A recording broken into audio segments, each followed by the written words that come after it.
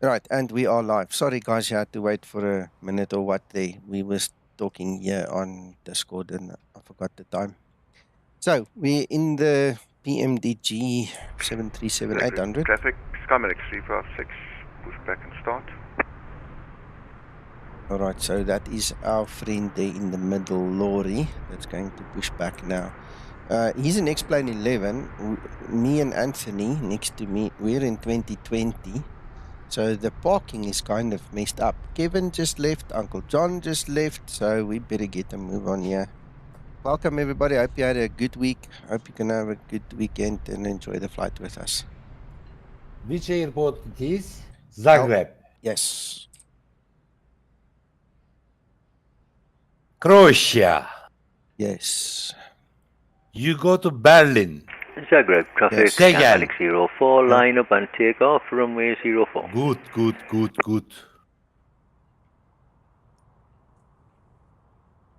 Winds 04009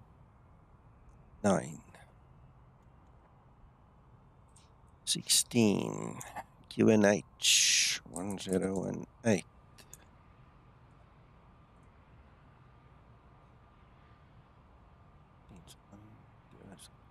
All right, we'll get to the weights and everything a little later on. Many years ago, many years ago, just to put you guys into the picture of what I'm doing now, many years ago, this was beginning 2018, I actually bought this little program, right?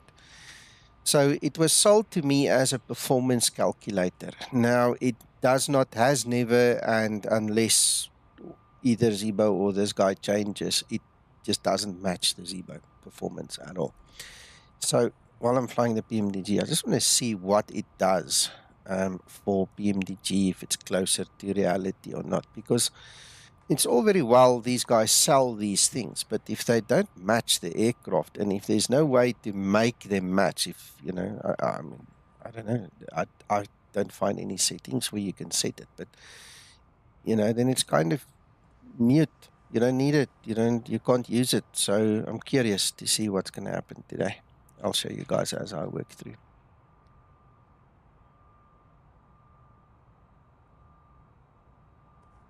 All right. So we're in that situation where we're home but not home. Need to quickly gather myself a bit and start setting up, eh? Recently, I need a performance calculator for myself. Is it? Yeah, I need to calculate my performance. Okay. Your boss getting full of nonsense at work or what?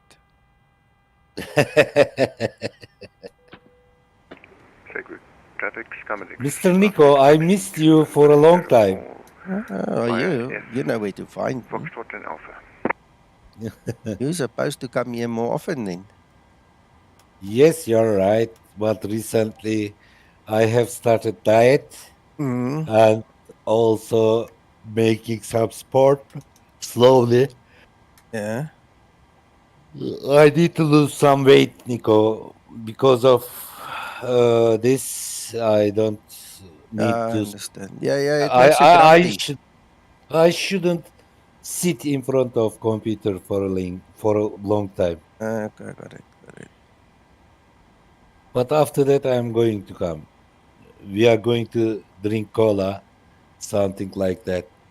Okay.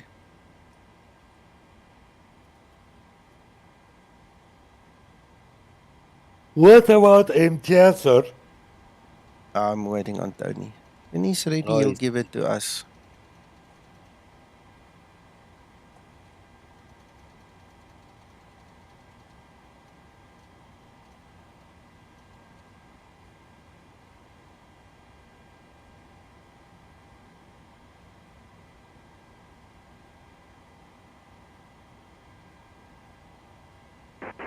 Good morning, traffic. Skymatix 008. Taxiing via Alpha to runway 04.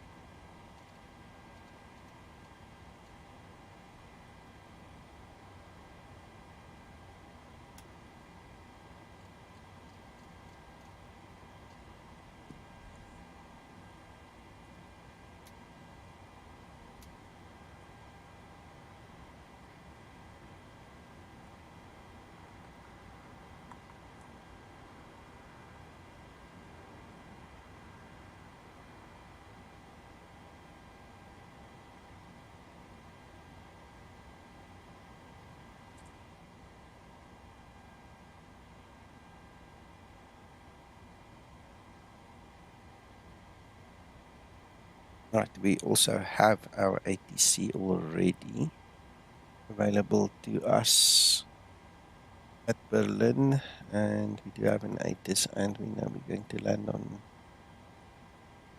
the 07 right. Okay, so already set up all of this. Clock 1000 is good.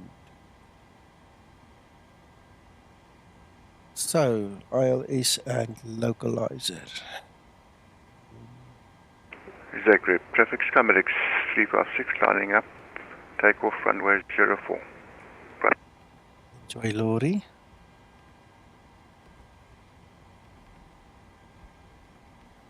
That VOR is the same frequency as the one in Porto. Bravo, Bravo, India. Is this one's name, identifier, and it's 114.1.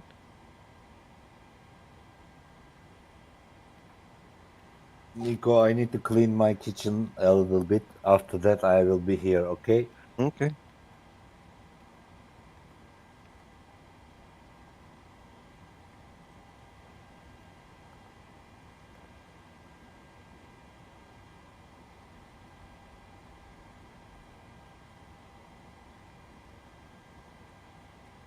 Morning, Neil. Okay, well, enjoy your flight.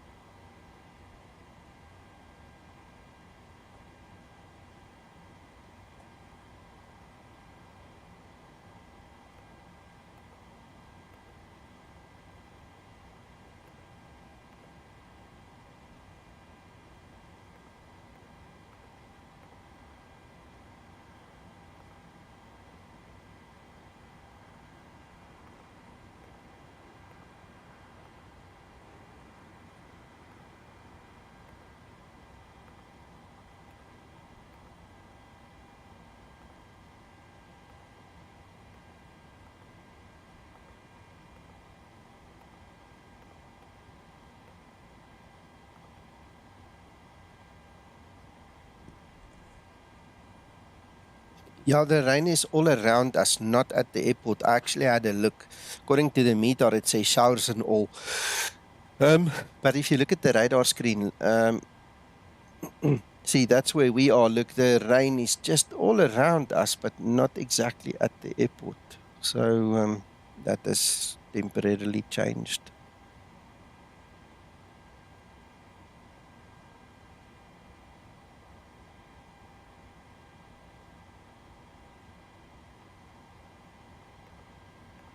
Zagreb, traffic Skymatix 356 airborne, passing 1,600 feet.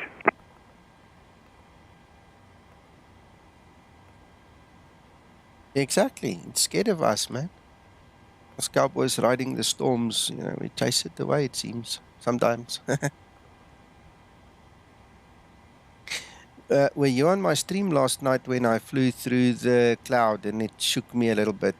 Yeah, on Discord. I made a stream here for the guys on Discord. I don't think you were here. Yes, you should have seen me go through that cumulus, man. That Zebo was rocking and rolling. Sasso was sitting here and he had a fright, huh? He thought at one point in time I was stalling, but I was actually descending already. It was terrible. It was hell. Okay, cool. Oh, but one you. Yeah. Check. File S07 right. And ATG 07 right.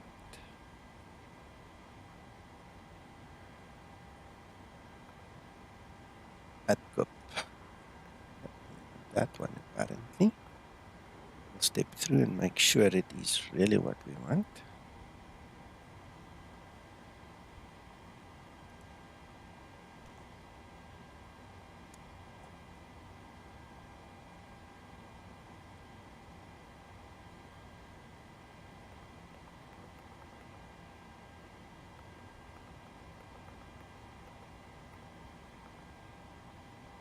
Here's a bit of a problem. I'm not sure that's what we want. So let's go again and see where this thing splits up.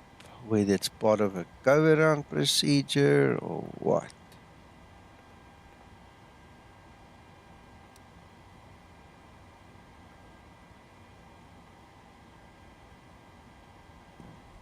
Chart time. Hello, Antonio. Chart time.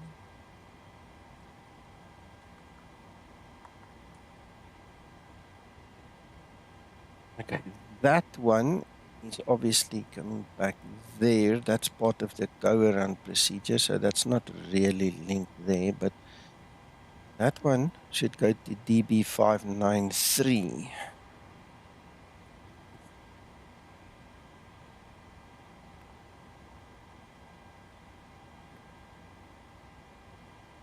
That's where the problem comes in. TIVDA, where is TIVDA? TIVDA is, ooh, it's over there.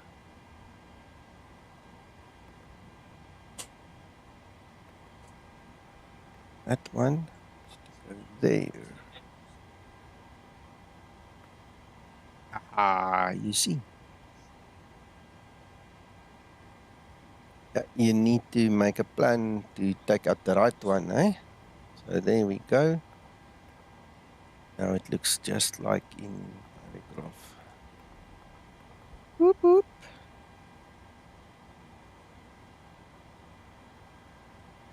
Oh, no.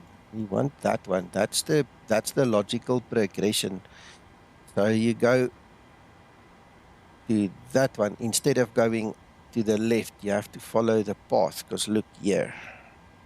Hey, there's the green path. That's exactly what we've matched now. So we took out the one going from there to TIVDA directly. That line is incorrect. So we want the transition, and we're going to go through the greens to the orange ones.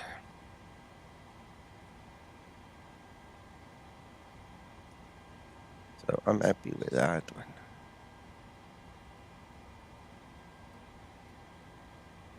Move, man. 018.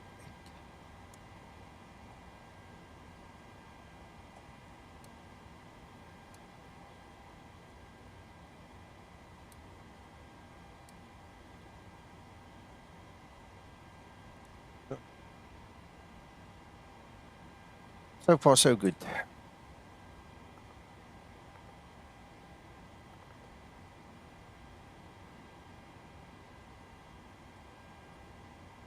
Exactly, Scotsman. Exactly. So reserves 2.5. Index 20. 60.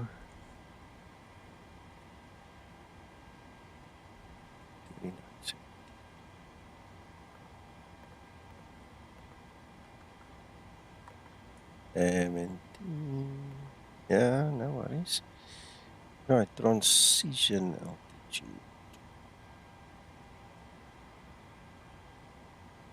Transition altitude is 10,000.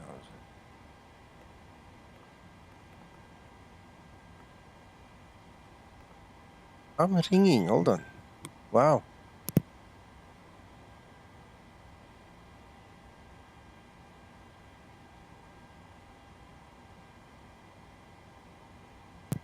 All right, now he can wait. Yeah, I've got a call, but he can wait. It's just salespeople. All right. Not interested. So.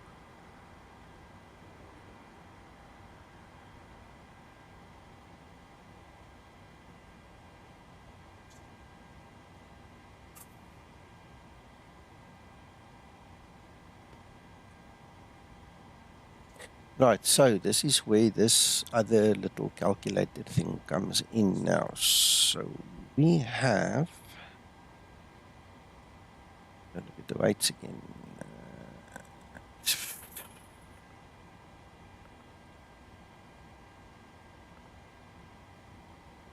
64.6. 600.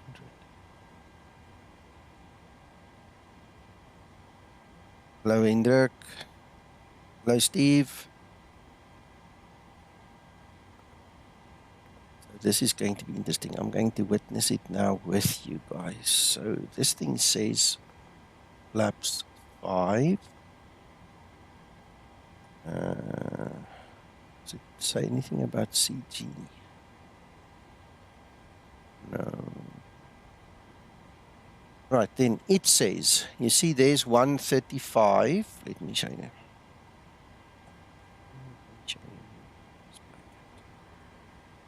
So this little program says we need to have 47 SEL.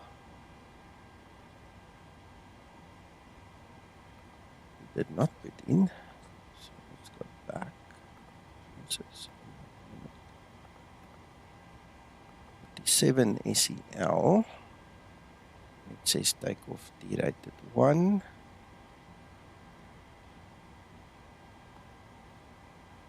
No, 47.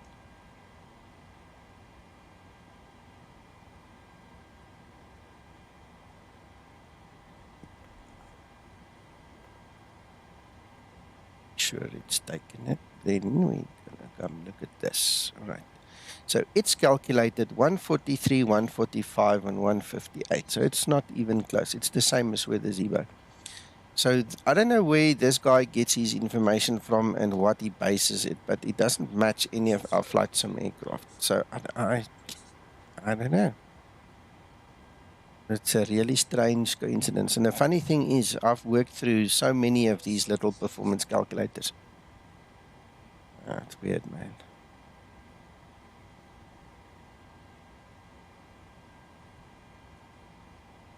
Anyway, let's do this. 143, 145, 158. Let's just see what it does. So, 143. In the real world, I was told, Sasso told me, that if this value, the value that you get, sorry, apologies, the values between what you get there from the aircraft and your actual calculator is out by 2 knots, you can't use the calculator. It's rejected. It's illegal. Can't do that. So. Roger, traffic Skymatix 008, lining up runway 04. All right, so we're going to try it. We'll see what happens, because typically what's going to happen now is we're going to have a very lazy takeoff and run. It's going to be very slow and lethargic to get into there. Well, we'll have a look. We'll see what happens. But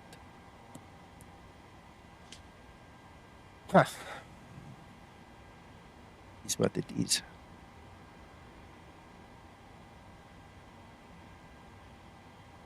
Scotsman, I think most simmers go on the presumption that you'll make it. That's why most people don't really use it. They just use full takeoff thrust and get it over with, you know. So, one of those things. But you get those simmers who want to take it to the next level, and they're always looking for one of these calculators, and they always want to try and be more real. But in all honesty, I think if Zebo starts getting into the calculations, he's going to have to change his calculations. He's using pretty much generic calculations for takeoff runs, in my opinion. I'm not saying that's a fact. Please don't quote me. And Zebo, if you're listening, you obviously know better, so you can tell me better. But from what I've seen and what I've experienced using so many of these different calculators, I think Zebo is using a very generic system. And there's going to come a day when he's going to rip it apart and he's going to say, right, now we take the actual graphs and now we take the actual data and now we're going to rebuild it. And I think it's all linked in the Zebo, specifically also to that takeoff calculator that he never finished. You know, so I think he realized it's a little bit more work than he thought. So it's functional, but not perfect, you know, and there'll come a day that he'll fix it. But this calculator, oh no, man. Nah, I don't know where that guy gets the information from. It's definitely not comparable to anything we have in any of the sims, obviously. Right, okay, enough of that. Traffic Skymatix 008, taking off runway 04. enjoy, Anthony.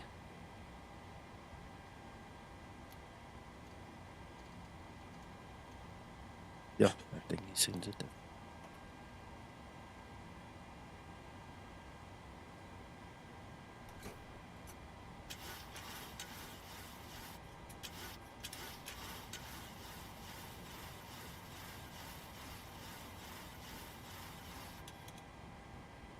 We'll keep it approximate. All right, okay, I'm starting my APU. I'm going to get going. There he goes.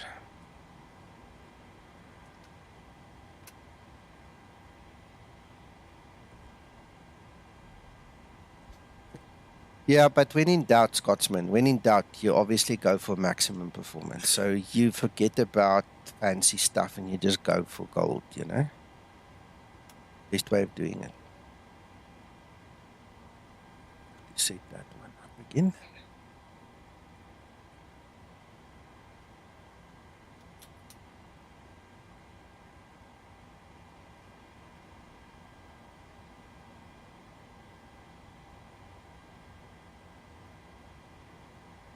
See, it doesn't matter in which simulation you are. It doesn't matter which model you use.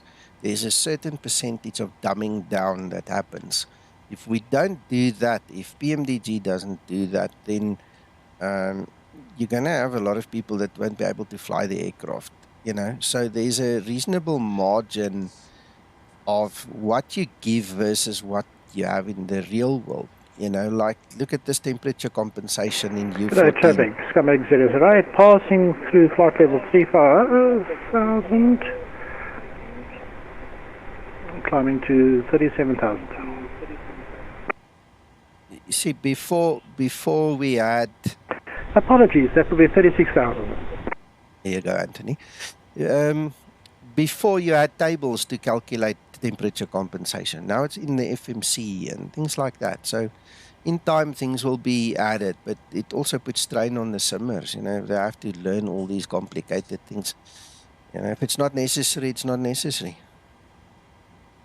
Yeah, and they've got multi-crew. You know, multi-crew environment is totally different than a single crew environment, and it's tough on simmers to have to learn and know all these complicated things when it's not really necessary, you know.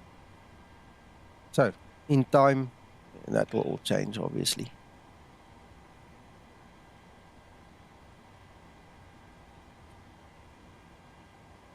Morning, Uncle John.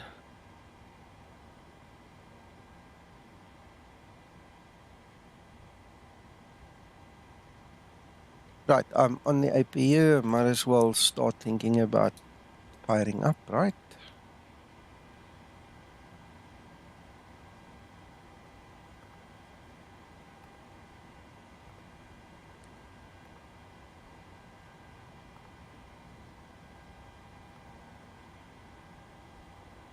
Hello, Armand.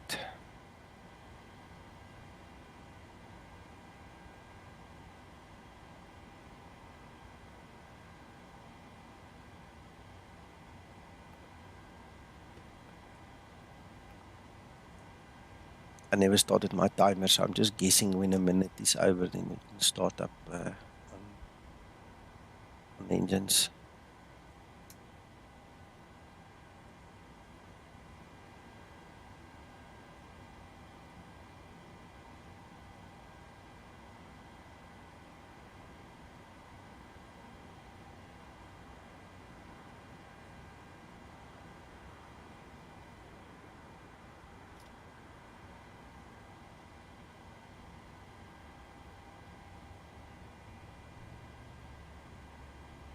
Exactly, Patty.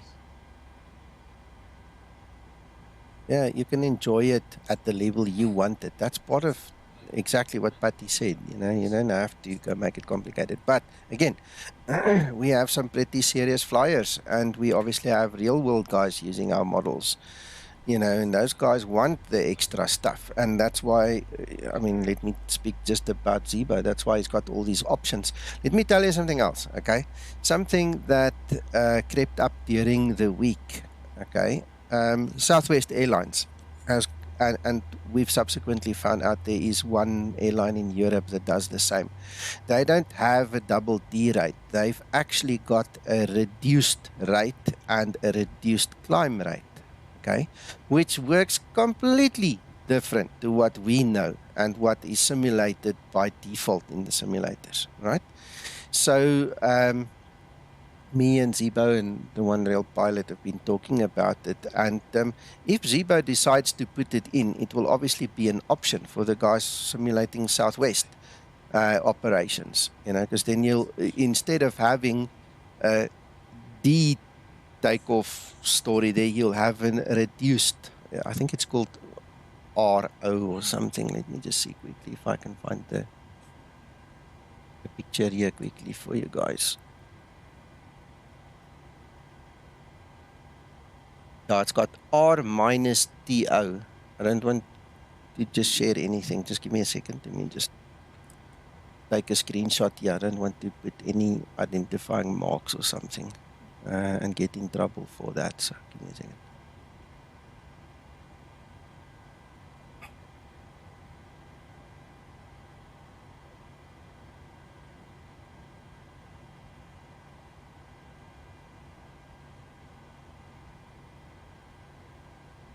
Eyeball. How do I share that with you now? How do I get that to show? Save. Drag and drop. I can't drag and drop it. Oh, this is silly. Give me a second. I can do nothing with that picture. No, man. No, no, no, no. I don't know what that's all about, but anyway, let's save it differently then.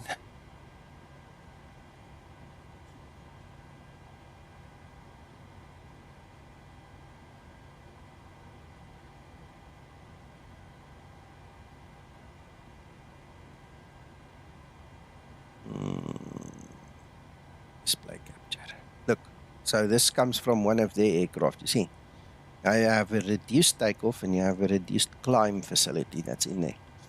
Now that's what I'm saying. You see, now, I don't know. I can't say hopefully because I don't know what Zibo's plan is, but I mean, we've started talking about it. If that goes in there, that's another option.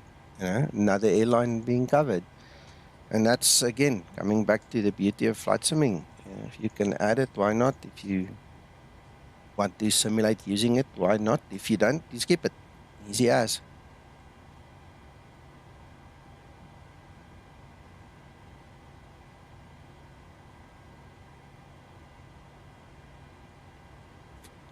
Yeah, but I'm reading your comments. Yeah, me too. Sometimes I like to simulate to the bare metal. Sometimes it's too much for me too. I just want to jump in and get going.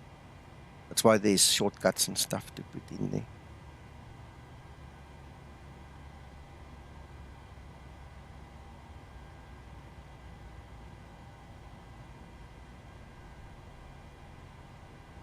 Swifty just means bad planning, because you have to now realize this is unfortunately part and parcel of the Zibo. It does work like the real aircraft to a very, very large extent, and you have to do your flight planning better. If you don't have a TD, you probably had a little message pop up that said unable cruise altitude. So you are either flying too heavy for the distance of the trip or going too high during that process. Once the parameters are actually correct and the flight path can be calculated, the TD will definitely be there. But if you want to fly at full house and you want to do 380 and the flight is Joburg to Durban, for instance, you ain't going to make it. So that's why you don't get the calculated values and everything doesn't work out. So if I were you, I would revisit the whole planning process, make sure that it is actually flyable, doable, and then come back and say, well, here's my OFP, Nico, check the OFP, we can work through it, but I can virtually guarantee you're too heavy for the distance. The aircraft's unable to reach that altitude, so it can't calculate what you want.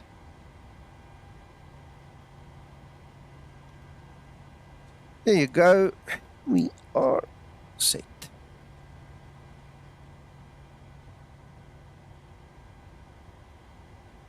Right. Other way, man.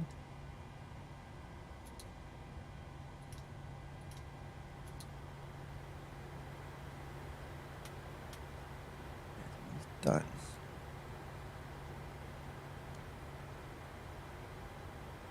Good.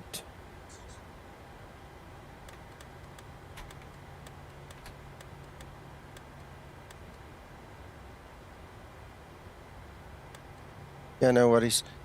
In the Discord, in the Zebo Discord here, there is a Zebo info room. Go into the Zebo info room, get the appropriate, the actual official SimBrief profiles. Make sure you use it when you do your calculations. And that will also help you, because that should moan at some point in time. If you actually read what it tells you, you should get a message somewhere that you can't do this or that or the other.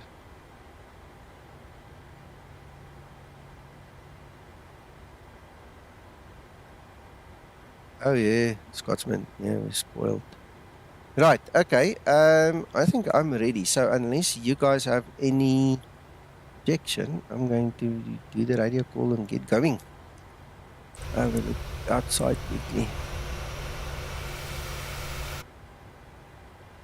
Looks pretty fine to me.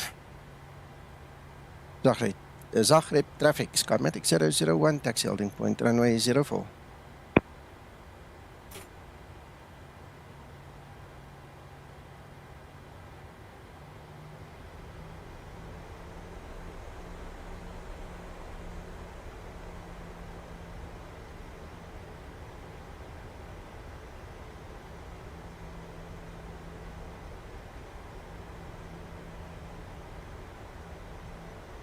No worries. Look on my channel, there's pretty nice training stuff there. Eh? I mean, there's one video, if you go to the Zebo training videos, where me, Zebo, Jan and Jorge, Jan and Jorge are real world pilots, okay? And obviously Zebo makes the Zebo, and then me, where we did like a 6-hour video from start to finish using my training checklist. So grab my training checklist, sit with that video. You don't have to do it in one go. You know, take it day by day, step by step, and work through it. And you'll be very, very happy at the end, I promise, because you'll know what you're doing.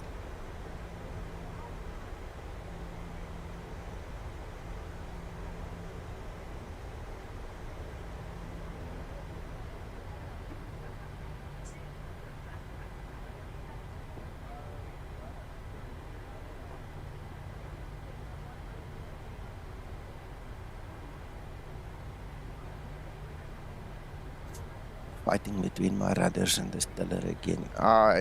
The last time you saw me fly it was the last time I flew this aircraft. So I've never even gone back to calibrate it. Patty, I'll take you up on your offer one day. One day when I've got time. Zagreb traffic, Skymatix 001, taking off runway 04.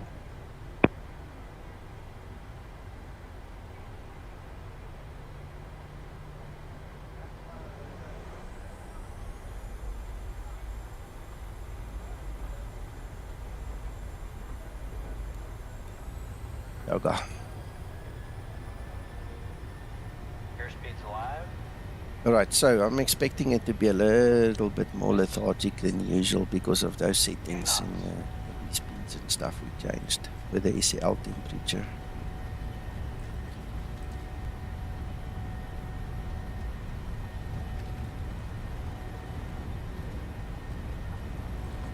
V1, rotate.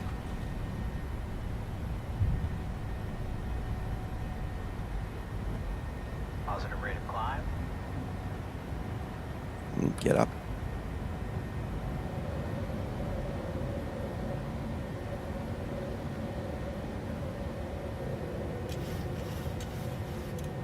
Yeah, do yourself a favor. There's lots of info there. Come on, day. Here we go. We made it. Woo. In there. Zagreb traffic, Skymatix 001, airborne, passing 1,700 feet. Thank you, Neil.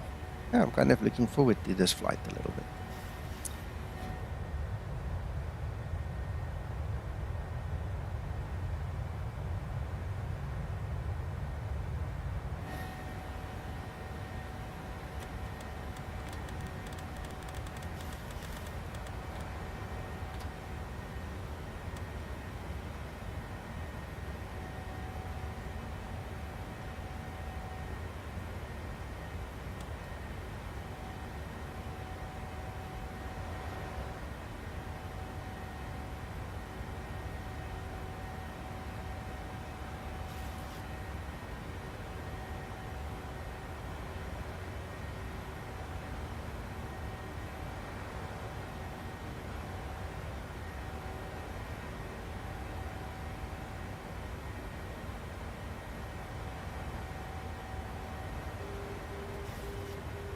Yeah, I'll get there, Patty.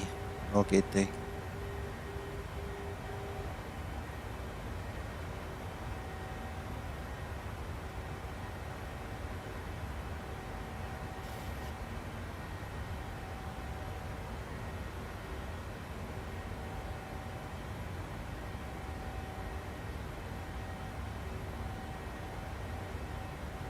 Oh, that's cool. 10 August. 10 August. Put it in your calendar. It's almost there.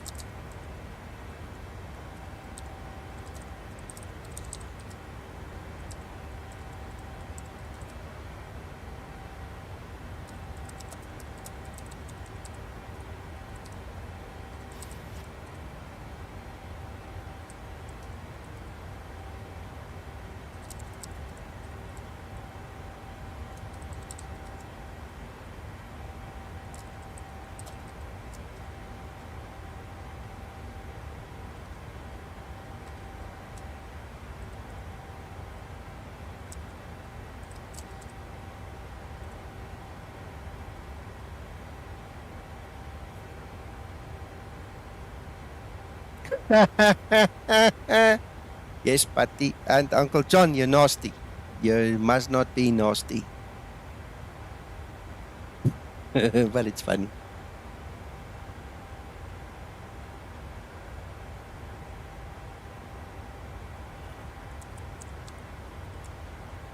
I am back. Hello, back. What's up, back? Not much. I've just taken off, huh? Oh, my lights. I don't think I actually even used the lights, to be honest. No, I didn't. Except for taxi lights, whatever. Sorry. I didn't even put on my beacon light. I'm so used to Linda. Ay, ay, ay. See, that's why I need the FS2 crew, I suppose. It happens.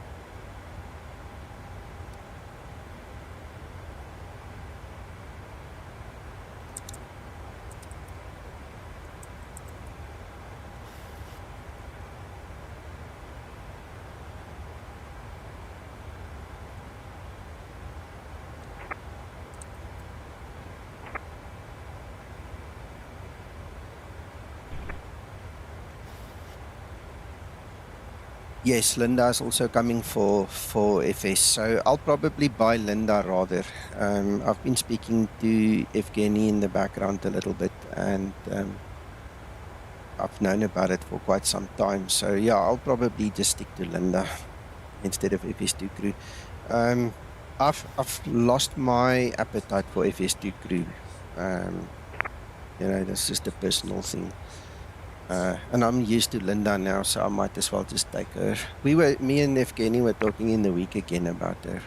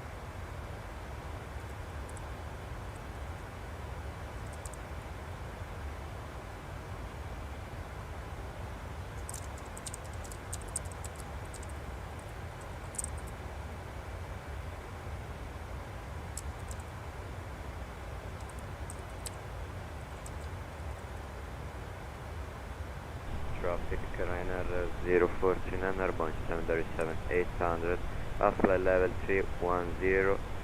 We are an IFR flight directed to Lima India Charlie Alpha La Mesia Terme. We will follow Arbum 3 Delta arrival, transition Charlie Delta Charlie, VOR. We expect the ILS Zulu on runway 28.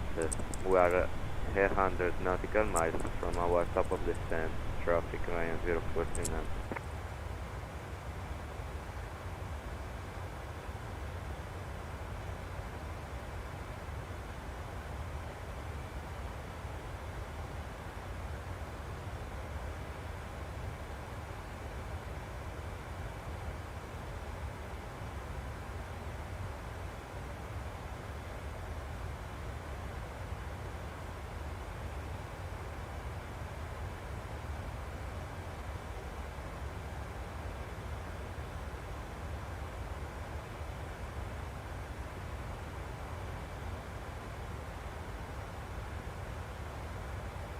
Yeah, Patty, the problem is just time, brother, time. To find time to do everything.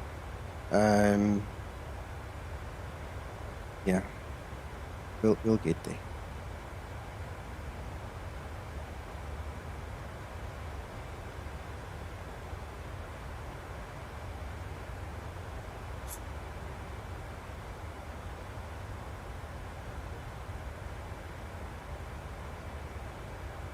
And I presume FS2Crew can work with surround sound now. You're not limited to stereo like it used to be in the old days, eh?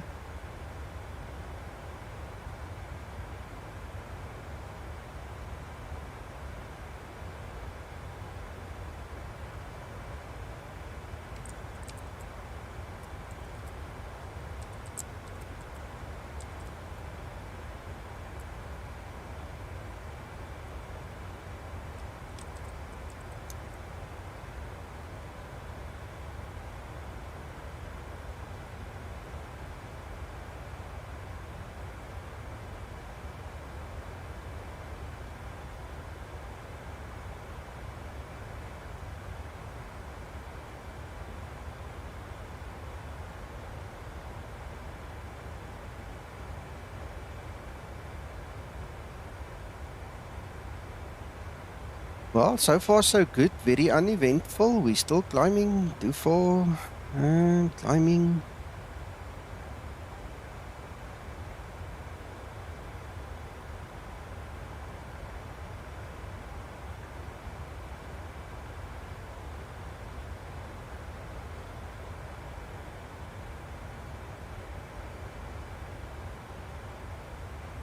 I'm going to land to Buenos Aires.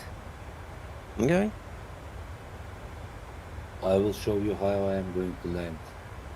All right.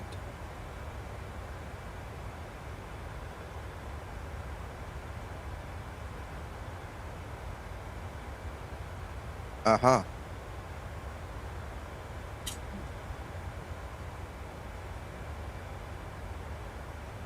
Right, so there's Uncle John. It's Kevin, Laurie, and Anthony and me.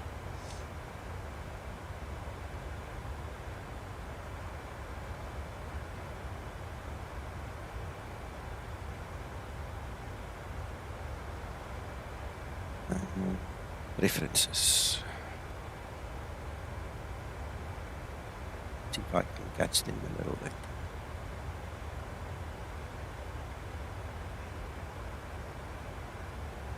Morning, Magnus. How are you doing?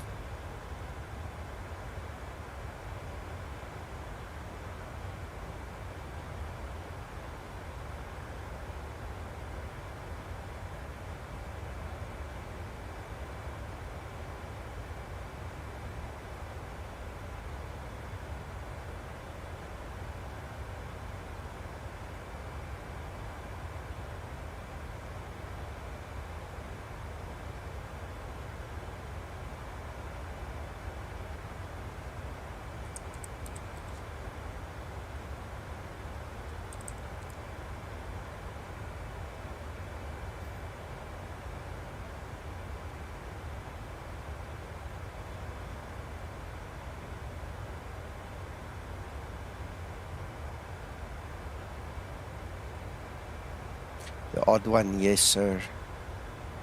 I owe Zipo a report on my last 2 flights, and I don't know what happened. A lot of things is broken now. So, I thought, instead of me doing it live again, I've done it twice now, just repeating what I already know is broken is going to be senseless. So I thought, why not just use this one? Because I have a choice. It's either this aircraft, or it is the Dash 8 in X-Plane, so whatever. Yeah, I just thought, why not? We'll take this one for a change.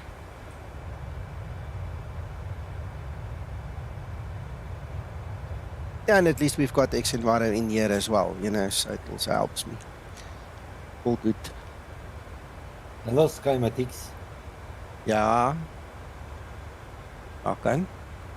PMDG flying. Yeah.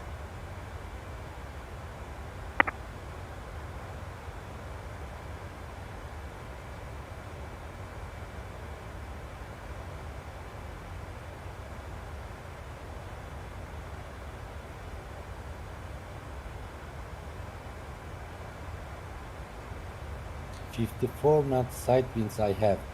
Okay. Gents, FYI, we now have approach online as well.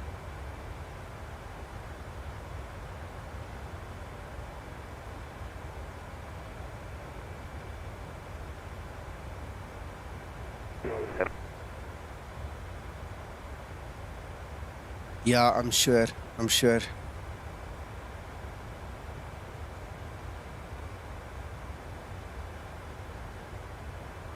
There's no Dash 8 in, or at least not one that I want in FS 2020 yet, Neil. I'm waiting for Majestic. I grew up with a Majestic aircraft, just like I grew up with a PMDG, you know. So you always go home, you know how it works. And yeah, so we'll wait for Majestic to come around. I looked at the ATR, by the way, Patty, but you can only buy it on the marketplace, as far as I know. And the last time I bought on the marketplace, they double charged me. I can't get my money back. Steam support is horrible. Okay, if anybody from Steam support listens to me now, I'd love to give you a mouthful because it's horrible. It took me almost, I think, a week or 2 to get a simple answer from them because the automated answering system that they rely on is terrible. They're going to have to revamp that thing. Anyway, so at the end of the day, they came back to me and they said, no, I need to contact Microsoft. Now, why it's so difficult to get a simple answer like that? You know, and you have to fight for 2 weeks to get an answer. It's not worth it for me. I don't want to buy anything from the marketplace because, I mean, they owe me like $300 now. And it just leaves a bad taste in my mouth. I'm not interested.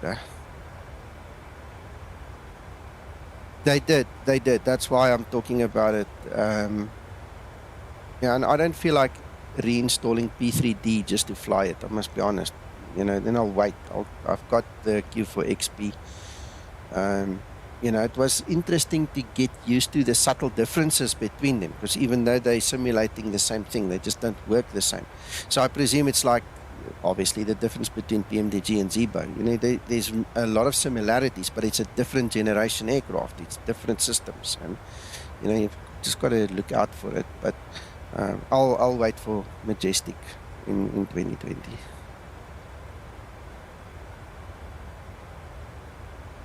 That was one super aircraft. I used to fly that thing so much.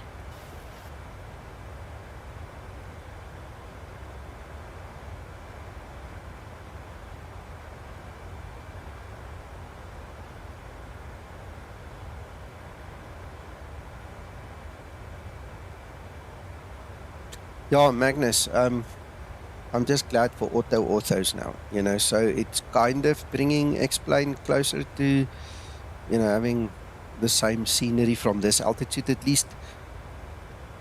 But FS 2020 with their AI is kicking ass, man. The way they do things at lower altitudes and stuff, it's really cool.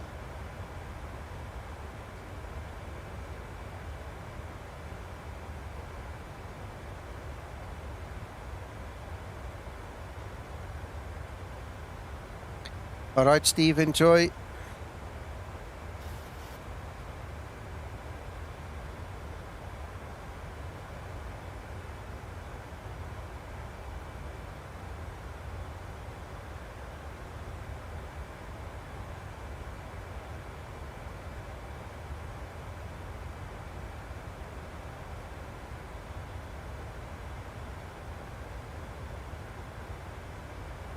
Morning, Vim. Vim, quick question while you're here. Was it you that said you wanted to do the group flight in the Dash 8? For the life of me, I can't remember. Somebody was really trying to put together a Dash 8 group flight here on Discord and such, and I can't remember.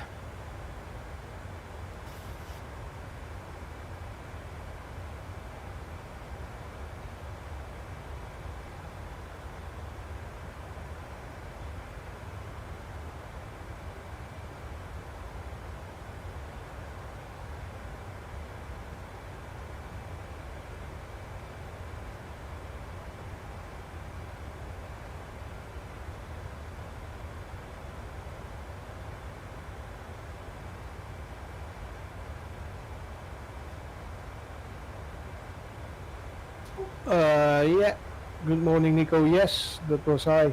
And also John. Yes, yeah.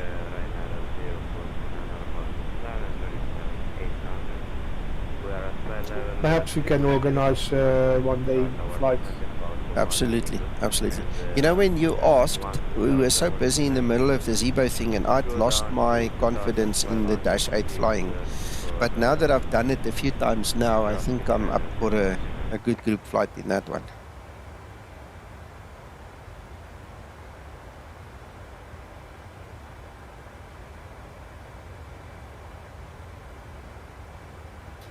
Nice. I'm back from holiday now, Nico. How is it with the updates?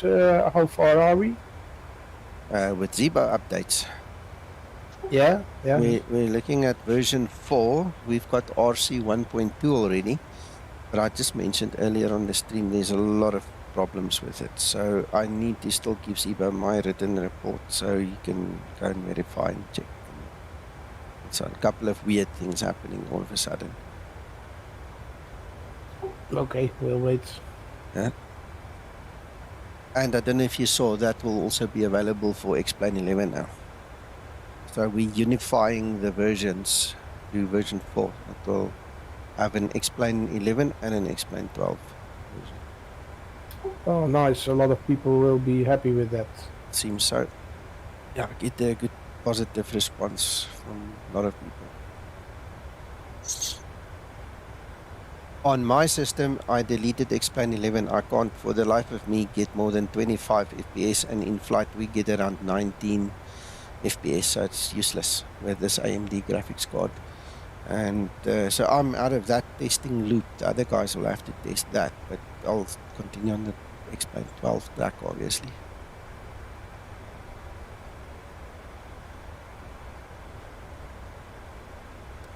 Yeah, with the auto, I've given it up. I can't find it where my system fails. I don't know. That's so strange. Yeah, it freezes a couple of seconds.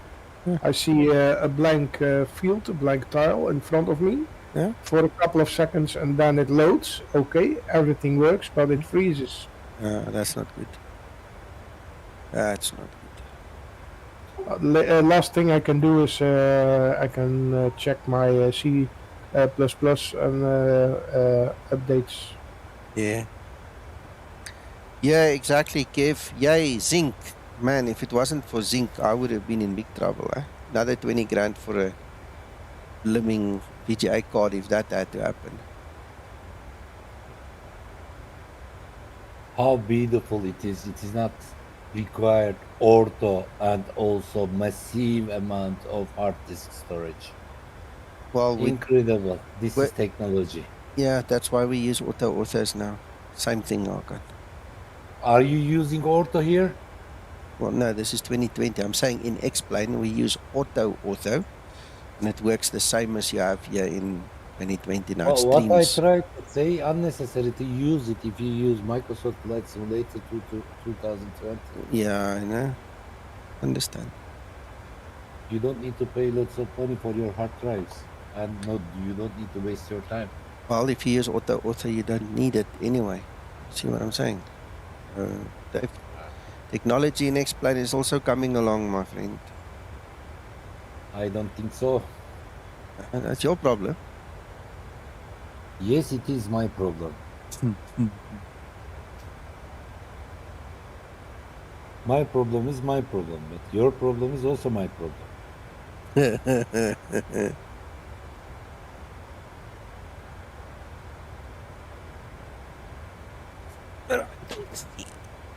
Oh, there's Because 8 you are towers. airline owner.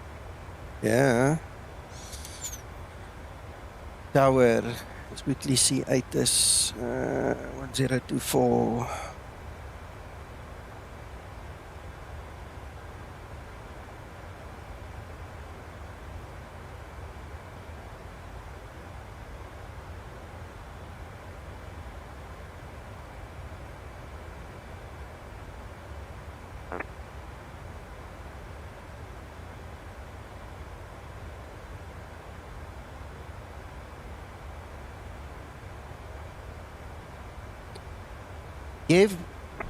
This is PMDG, but in the ZBO, yes, there's been one for a long time in the ZBO. You just got to set it up properly.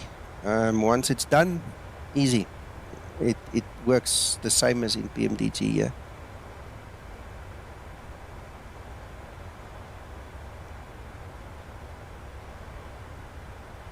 Exactly, Patty, but it's good enough for us for now.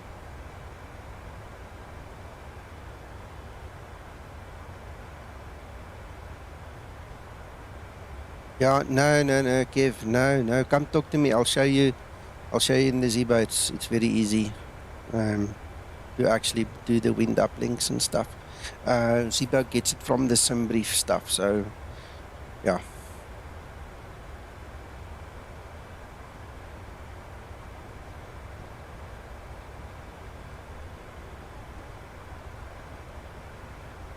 Yeah, I agree, Magnus. It's helping a lot. Autos and X Enviro in X-Plane 12 are the two game changers for me. It's totally changed the look and feel of the sim. Totally. Somebody was asking me last night, late, I got a messenger message. How do you get your X-Plane to look like that? And it's literally, it's a big machine. And I forgot to actually tell the guy, that's the two things. It's auto, and X Enviro.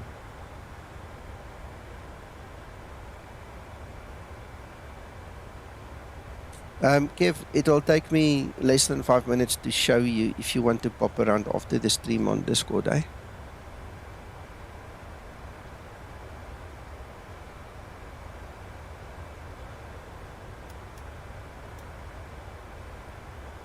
Right, so top of descent, 197 nautical miles. We might as well start setting up.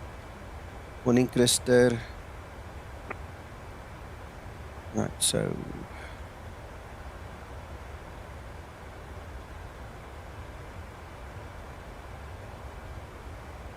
one 024.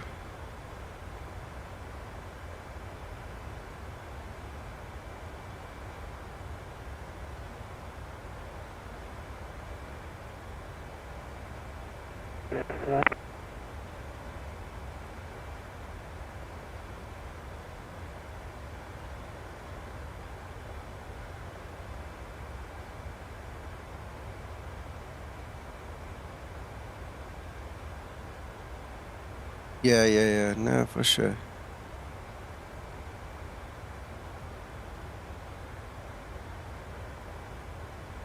That's true. You see, I have been upstairs for a while.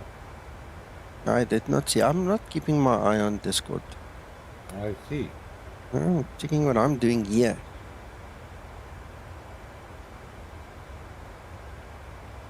I'm feeling Sasso will come soon. I'm not sure.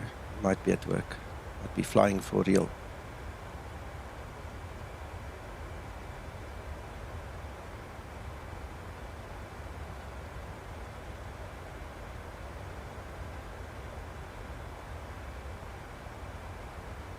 Hey, Dave. All well, and how are you doing?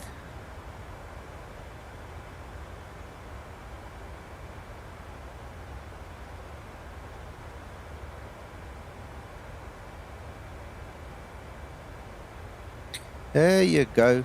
There you go. Yeah, if you want to watch that, you know, by all means, that's how I explain how it works. Perfect.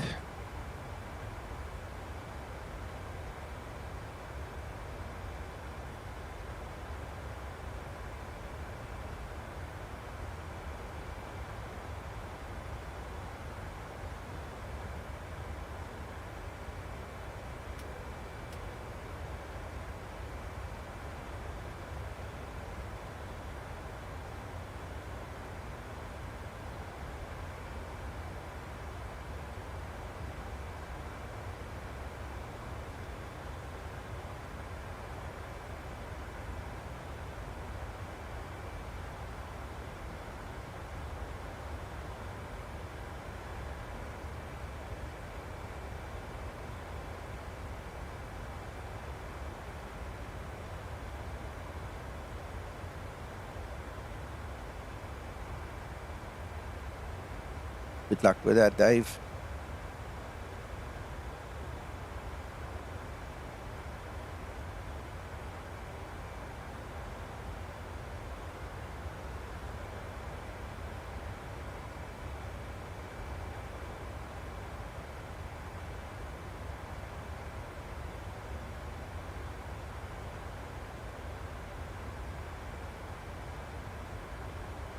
Antonio, you all right there?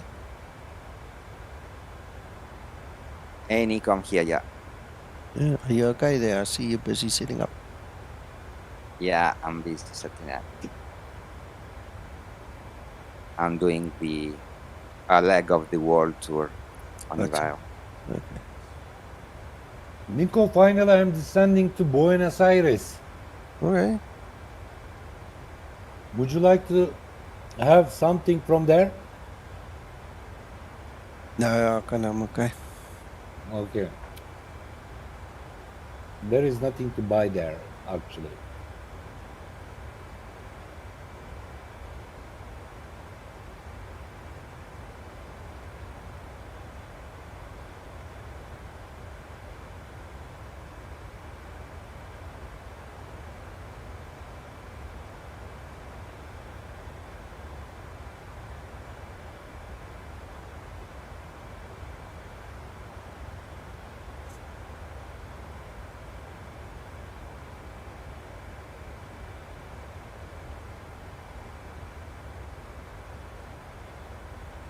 Not much to see here, eh?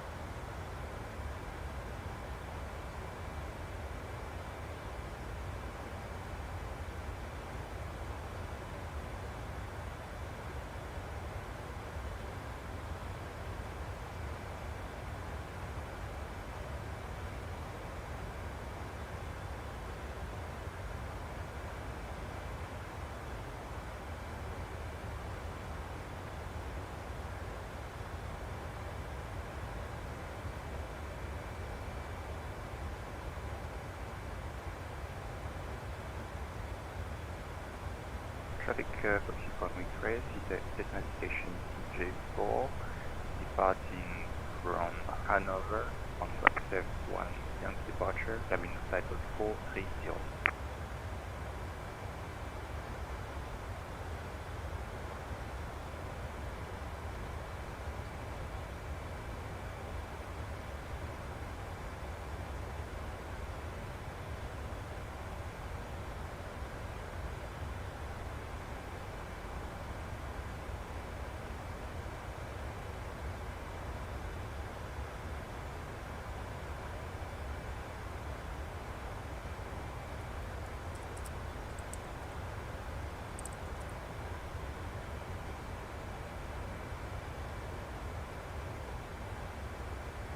It does, hey, Patty. I was shocked the first time I saw it without that AI and stuff, man. Wow.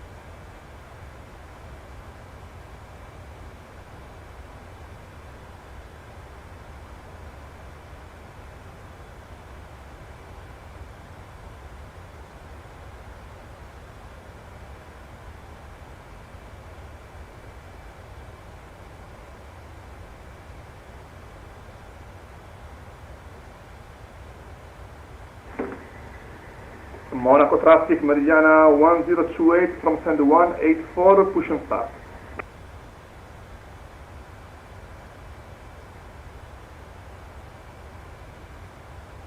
KLM 1613 on 556 nautical miles is on top of descent.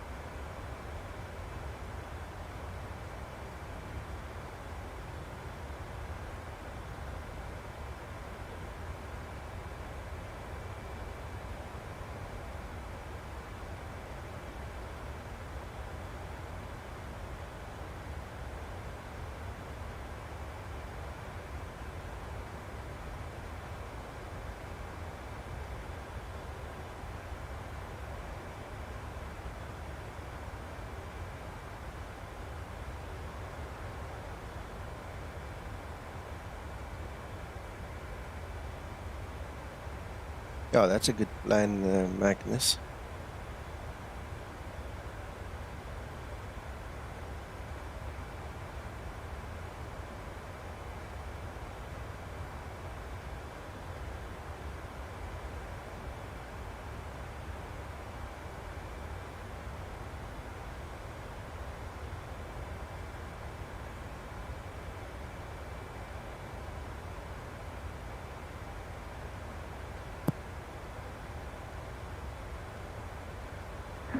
Munich traffic, Mariana 1028, taxiing to holding point Bravo 1, runway 08 right via Sierra 5, Sierra Bravo 11 and Tango.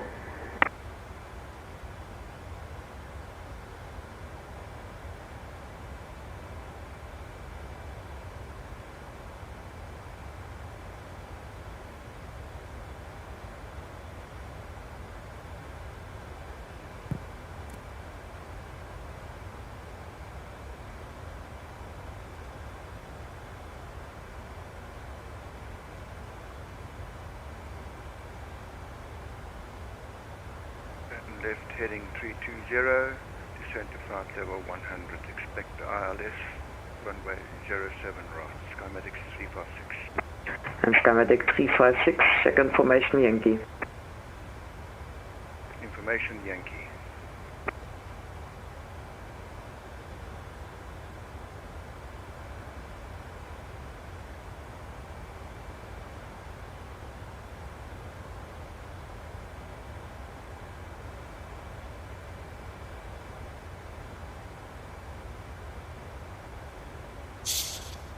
Guys, while we're waiting, why don't we go and just grab a cup of coffee? I think I need coffee. So I'll be back in 5 minutes. We'll let the aircraft do its thing and I'll make it descend on its own. Let me just go grab coffee quickly because it's taking a bit of time to... Oh, no, I'm turning the wrong way. I permit you drinking coffee, okay? But be careful, don't spoil it on cockpit. No, I won't. Skymatix 04, Roger, speed 160 knots, Be a major. Yeah. 160 until So we need to descend 3,000. Ah, come on. Skymatix 04, contact tower 120030. Nice landing, bye-bye. Going to tower, thank you for the service, sir. Skymatix 04. Perhaps in a couple of years we'll have artificial intelligence by Linda. Yeah, who knows? Who knows? Anyway, okay, I'll be not pulling over my tongue. I'll be back. I'm just gonna go grab coffee.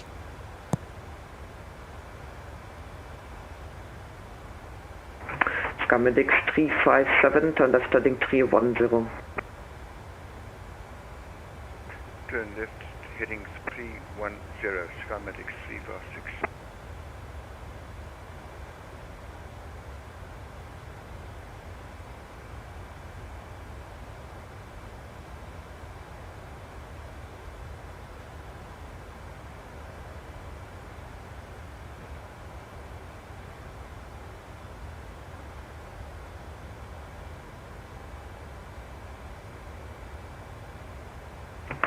Skymatix 056, descent flight level 60, rate of descent 2,500 feet per minute or more. Descent 6,000 feet, rate of descent 2,000 feet per minute or more, Skymatix 356.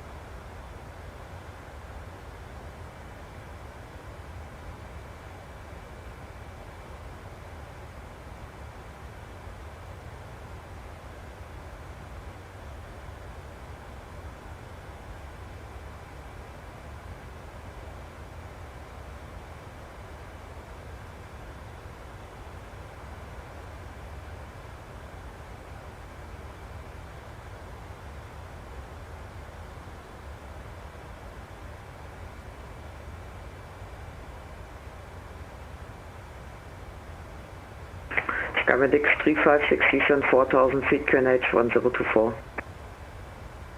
Descent 4,000 feet, QNH 1024, Skymatix 356.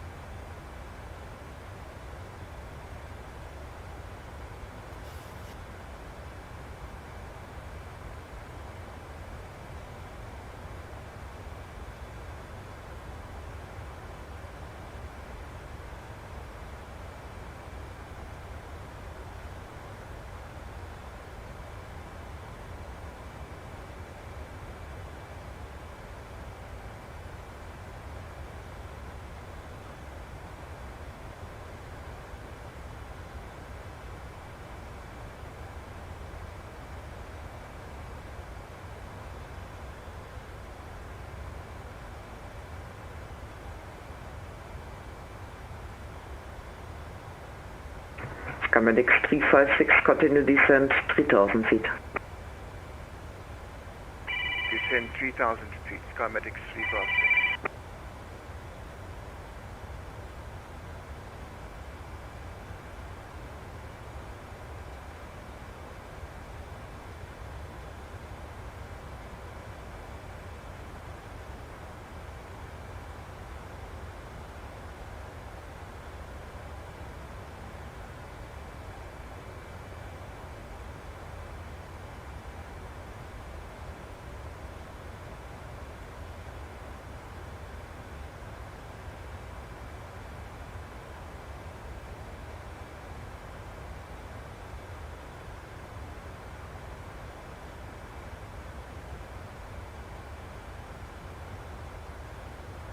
Skymatix 356 on right heading 010.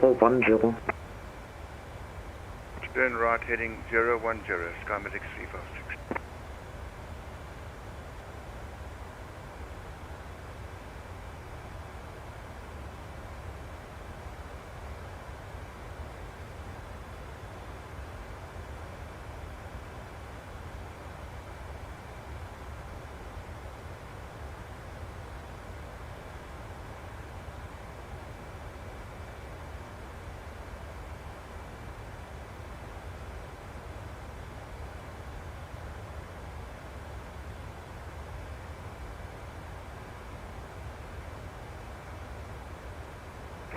Skymatix 356 on right heading 040, cleared RLS 07 right.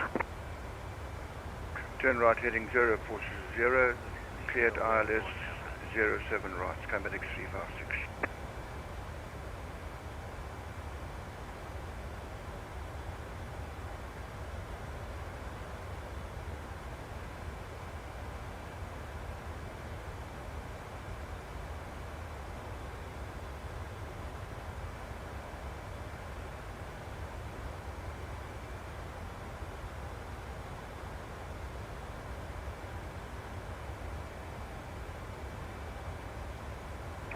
Skymatix 356 right for re-intercept. Correction, right heading 100 for re-intercept. Heading 100 for the intercept, Skymatix 356.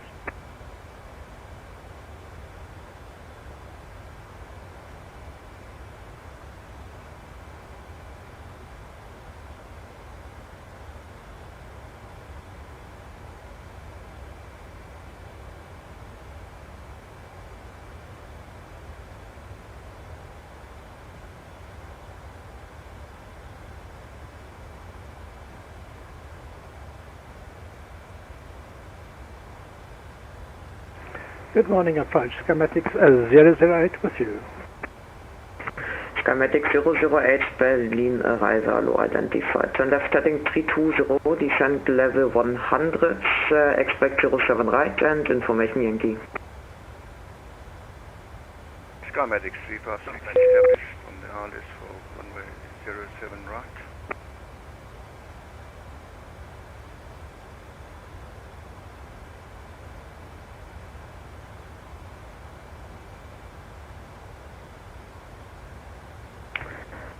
Skymatix 356, no speed restrictions, contact tower 12030, goodbye. Contact tower. Thank you for the service. Goodbye. Approach, Skymatix 008, copy, turning left 320, descend to flight level 10,000, expecting runway 07 left, and I have information Yankee. Skymatix 008 nearly, now left heading 310 and it's ILS 07 right. 310 ILS 07 right, Skymatix 008. I'm back. Let's see where I am. Hello. Show my landing. I can't. Hang on. First things first. Need to know where I am. Ah.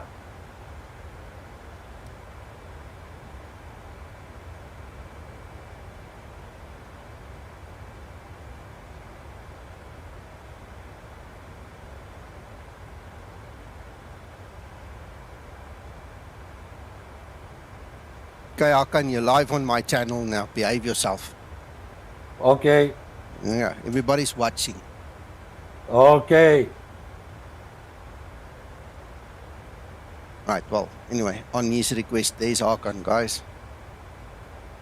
I'm going to have my cookies while you land.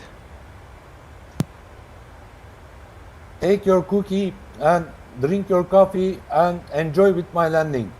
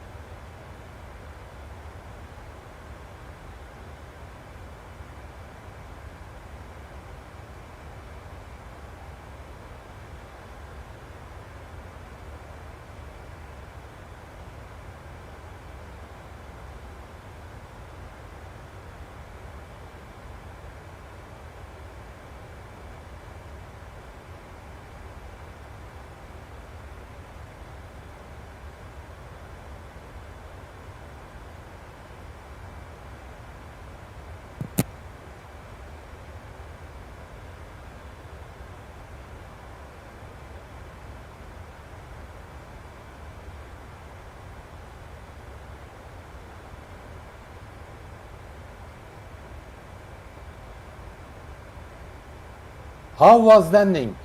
That was not bad, Hakan. Not good as well, huh? No, not bad. It was good. I'll land with you. Don't worry. I'll land with you. I'm not scared. Thank you. Thank you. Teach me. No, I can't teach anything about the Airbus. I see that people. Skymatix 008 descent 5,000 feet QNH 1024. Down to 5,000 and QNH 1024, Skymatix 008.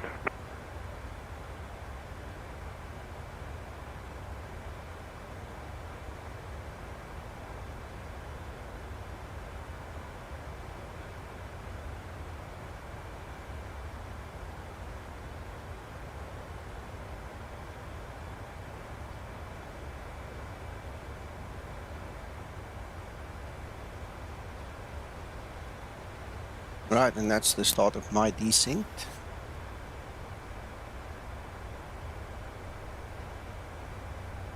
Ladies and gentlemen, welcome to Buenos Aires. We have really good times going to spend here. So be careful during your visit in Buenos Aires. Everything can be happen. Thank you, Hakan. 3 hours, 50 minutes flight, Nico. Wow. That's a long one. Right. Richtig. Rarig, ja. Natürlich.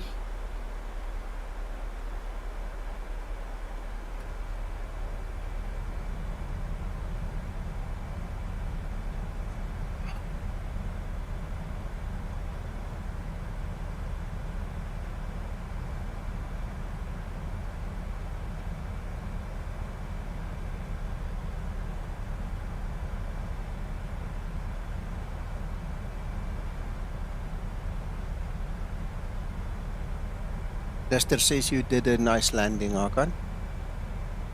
Thank you so much, sir.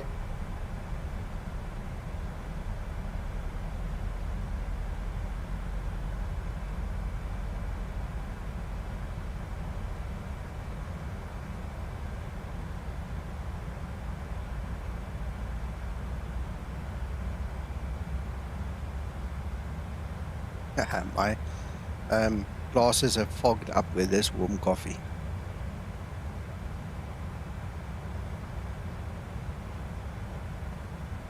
Today I am going to stop my airplane in the gate with my reverses. Why? I want to give some wind to the backside of the airplane. Why? Because the weather is so hot here. Uh-huh.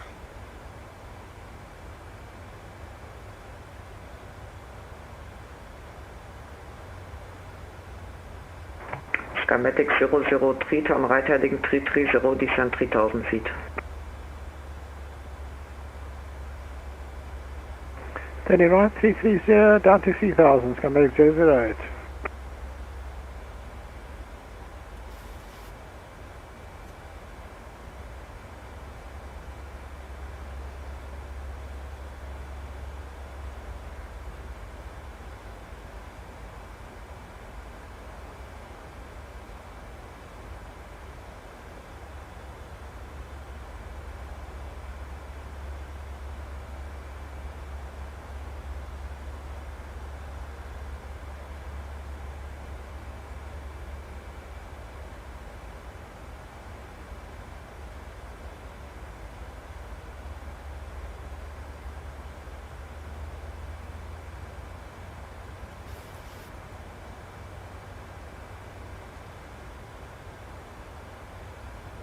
Nico, does the PMDG also have different types of descent? VNAV, basic, common, etc.? I think they've only got one, and that's a common one. They don't have basic. I have not found a setting anyway that I can go and change it. I know they use common.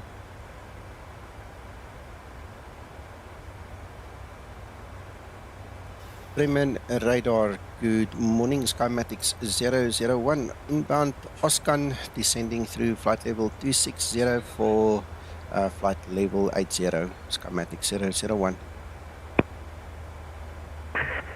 Skymatix 001, Bremen, hello, identified. Information Yankee, expect 07 right, descent level 100. Descent level 100, and we have information Yankee. Thank you, sir. I forgot to mention Skymatix 001. Skymatix 008, turn right heading 040, cleared LS 07 right. 040, cleared 07 right, Skymatix 008.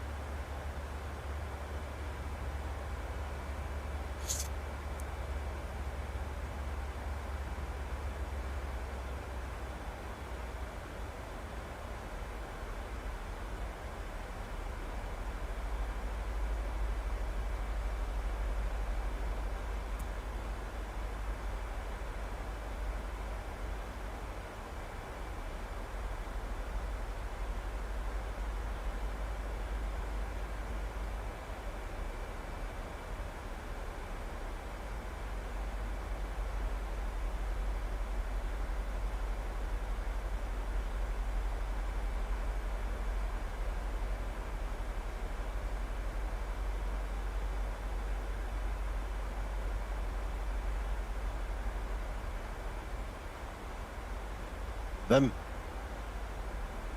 Yeah. Skymatix 008, established 07 right. You heard my reply to you earlier, right? I wasn't muted when I spoke to you. You heard what I said? Yeah, on the PMDG, yeah. Yeah, sorry.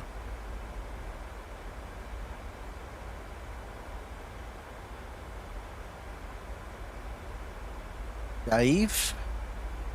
That's a good question. Can I show you when I land? Because I have no idea. After I've landed, I can show you. Just remind me, please.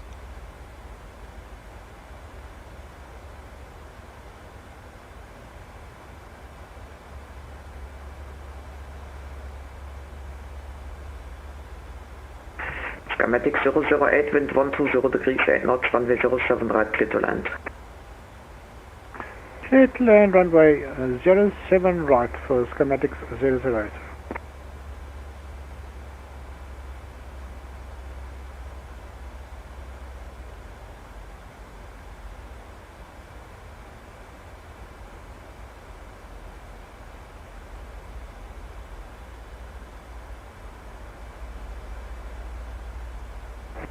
Skymatix 001, turn left heading 320. If we turn left now, we can't go 320, sir. Let me just check, please. We can, because I'm not following my path. Right, Skymatix 001, turning left, heading 320. My heading was not set right, that's why. Like a dummy.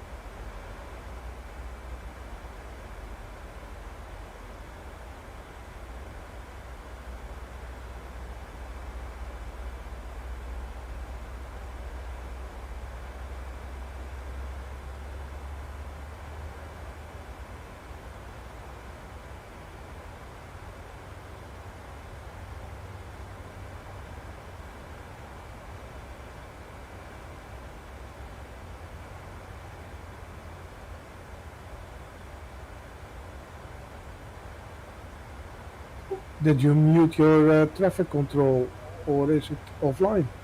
No, you can't hear it in Discord, that's all. The guys on YouTube will hear it. Yeah.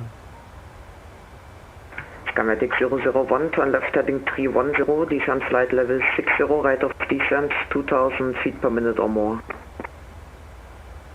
We'll turn left 310, and please give the altitude again, sir. Skymatix 001, flight level 60, rate of descent 2000 feet per minute or more. 3,000 and, I beg your pardon, 6,000 feet is the altitude and 2,000 or more feet per minute, Skymatix 001. Oh, wake up, the brain, wake up.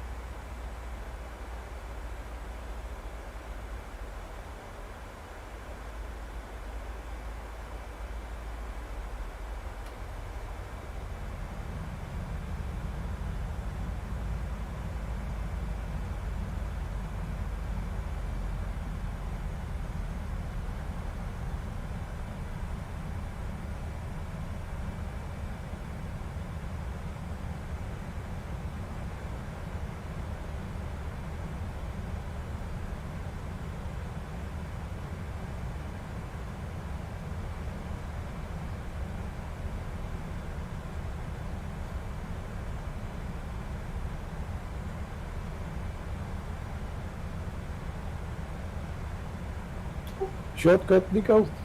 Yep.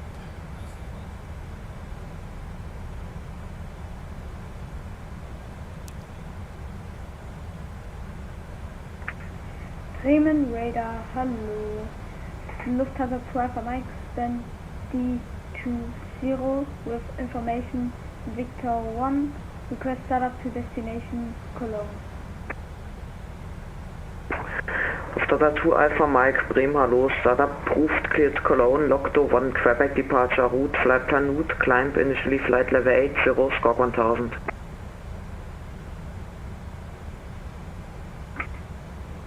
Repeat, please. First Skymatix 008, taxi Bravo 13 via Alpha and Victor 2. Bravo 13 via Alpha and Victor 2, Skymatix 008.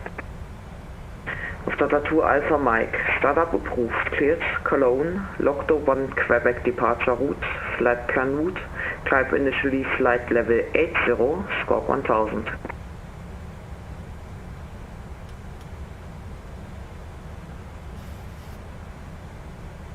Kev, I don't have a specific time I do it. And when I sit in deep thought, I forget to do it anyway. Alpha Mike, flight plan route, clear to Cologne, startup approved, speeding ticket, Nico. 80, squawk 1000. Well, I've got full reverse, full speed brake running. Not reverse, speed brake. And he wants me at a high descent rate. Skymatix 001, descend 4000 feet, QNH 1024. 4,000 feet, QNH 1024, Skymatix 001. So he's forcing me to go over speed here because of my descent rate.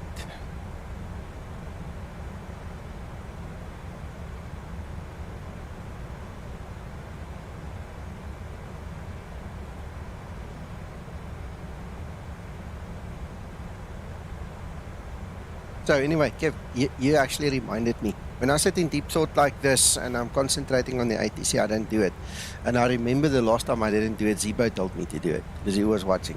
You know, and that was like months ago. But, you know, when I remember I do, when I don't, I don't.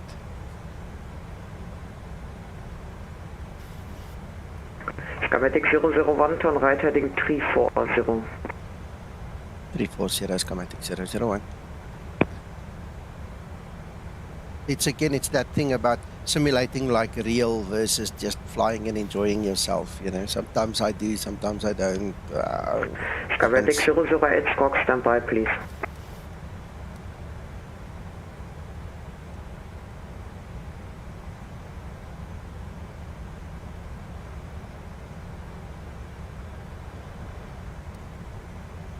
When I do tutorials, I obviously do it better. You know what I mean? Skymatix 001, descend 3000 feet. 3,000 feet, Skymatix 001.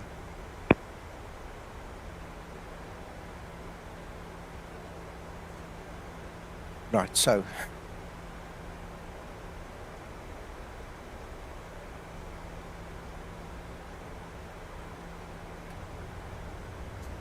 Let's drop this baby.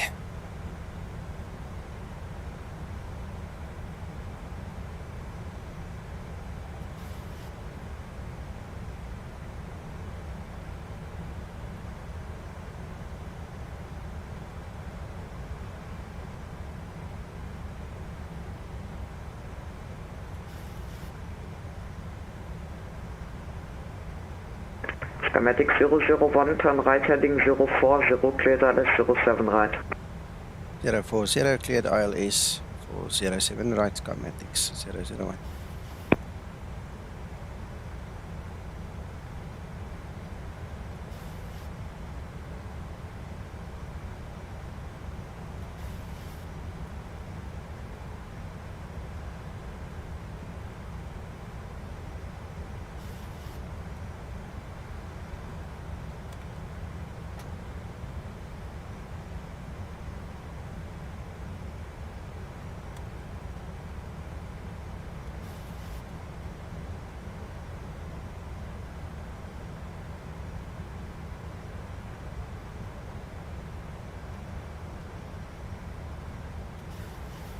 That is not dropping me at all, so let's go.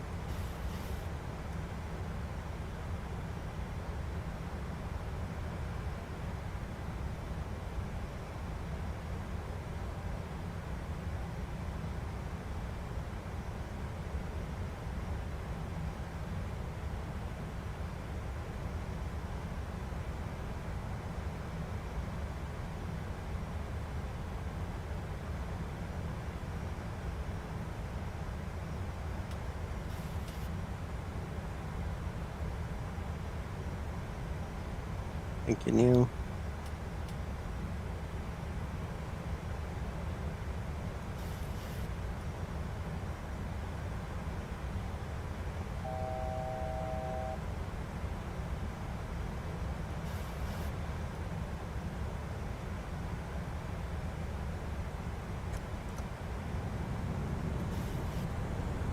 Is the runway?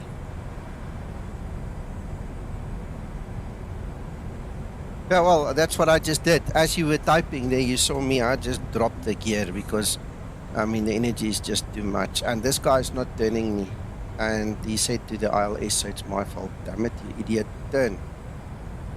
You're not turning.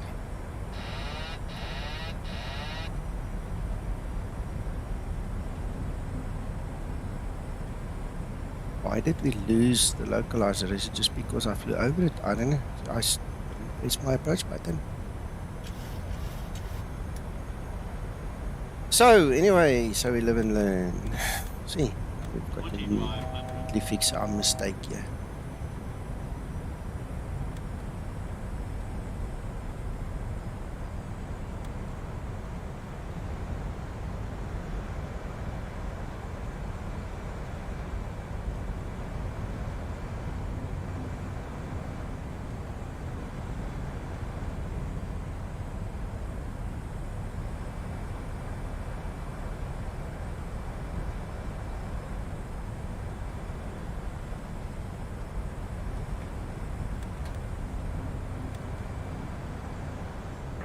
Skymatix 001, wind 120 degrees, 8 knots, runway 07, right, clear to land.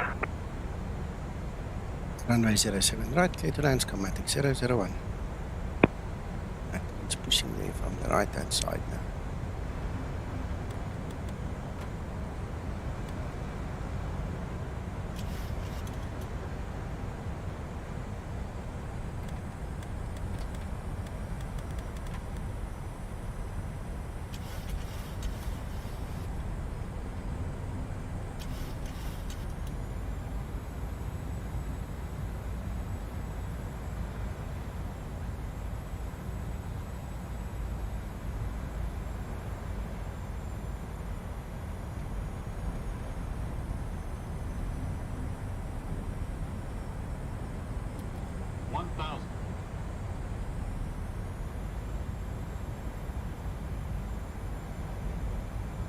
Glide slow. Glide slow. Nice and lively here with the wind.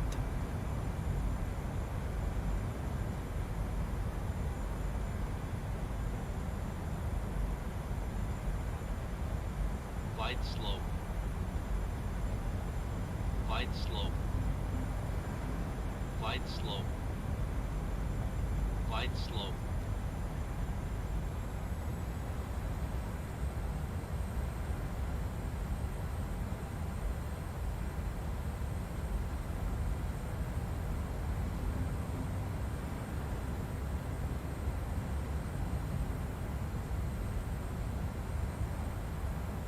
Happy landing. Approaching. Thank you. I hope I can do it as well as you are, Kan. We will see. Minimums.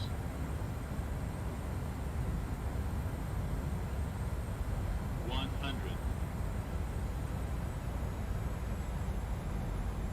50. 30. 20. 10. Ah. Oh, no, I had to go and freeze right there before touchdown. Well, it wasn't too bad, but still, I'm annoying. Ooh. Yes, SFX.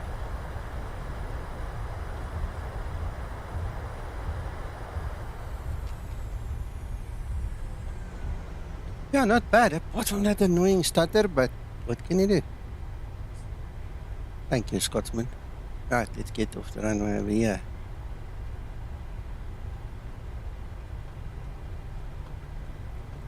Yeah, in the PMDG, I've got to fight the urge to just lift the nose that millimeter because it's too sensitive for me. Taxi to Bravo 15 via Alpha and Victor 2.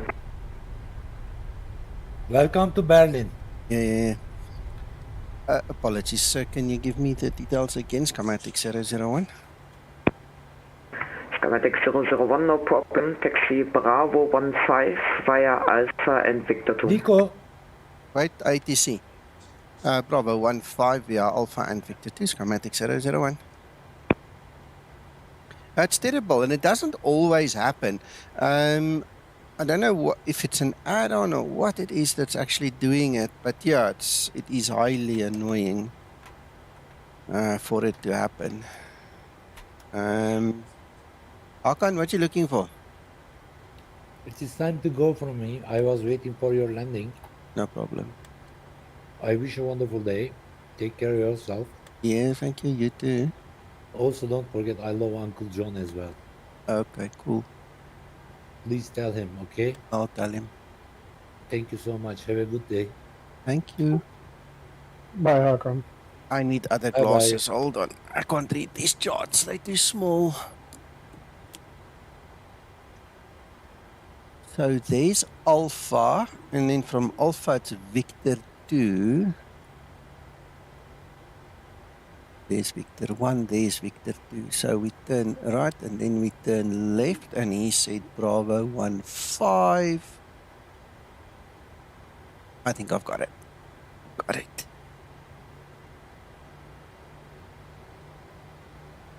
Thanks, SFX. Yeah, some people think we too serious, but we like what we do, and we like the way we do it. Makes us feel good, and if you guys like it, we're happy.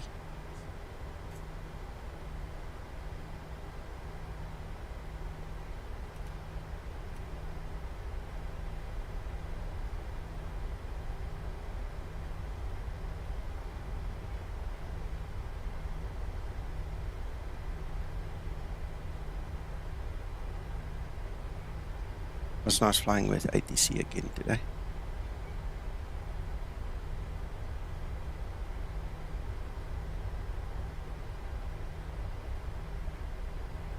Excellent, Dave. Excellent. That's so good to hear. Skymatix 001, I'm closing. Switch Unicom on Express, mate. Have a nice day. Goodbye. Oh, did he speak to me? So I'm not listening. Was that for Skymatix 001? Yeah. Skymatix 001, AFM. Thank you, sir. Streaming and flying on Iveo is challenging at the same time, so I do apologize. I was reading some of the comments. You have a good day, and thank you for your service. It was nice having you here. I just commented on your being here, so thank you for that. Skymatix 001, that's no problem. Have a nice day. Goodbye. Bye. Starter 2 Alpha Mike, I'm closing. Switch Unicom on Express, mate. Goodbye. Unicom 122 decimal 8, Skymatix 001. Starter 2 Alpha Mike, Bremen. There we go. Damien, yeah, anybody can join the Skymatix VA. You must just be careful that you join the correct one. We have 2 sites running simultaneously at this point in time. If you give me a second, let me park. I will give you the correct link, and then anybody else who wants to join can also join up. The VA, it's like a dream come true kind of a thing, and we went past our parking. I tried so many times to start up a VA, and it just never happened. Okay, we'll take this one then. And then what happened was, one day the Skymatix VA was born, and it was a hit. Everybody just loved it. So here's the lowdown, right? We don't treat it like a second job. It's there for fun, okay? So we don't have all kinds of silly rules and stuff. The only thing is we ask you not to cheat. Don't fly a 747 and call it the 738. You know, we're going to catch you out, and then we reject the pirate, okay? But that's about the only rule. The other thing is just to enjoy yourself, okay? So what we do is we have thousands and thousands of pre-configured flight routes all over the world. So it's not limited to a region. We basically took Southwest Airlines and Ryanair as the 2 major contributors, and we tried to recreate their flights at that time that we had access to their database. Okay, and then we started adding our own flights. You can also add your own flights, you know, to have it permanently added.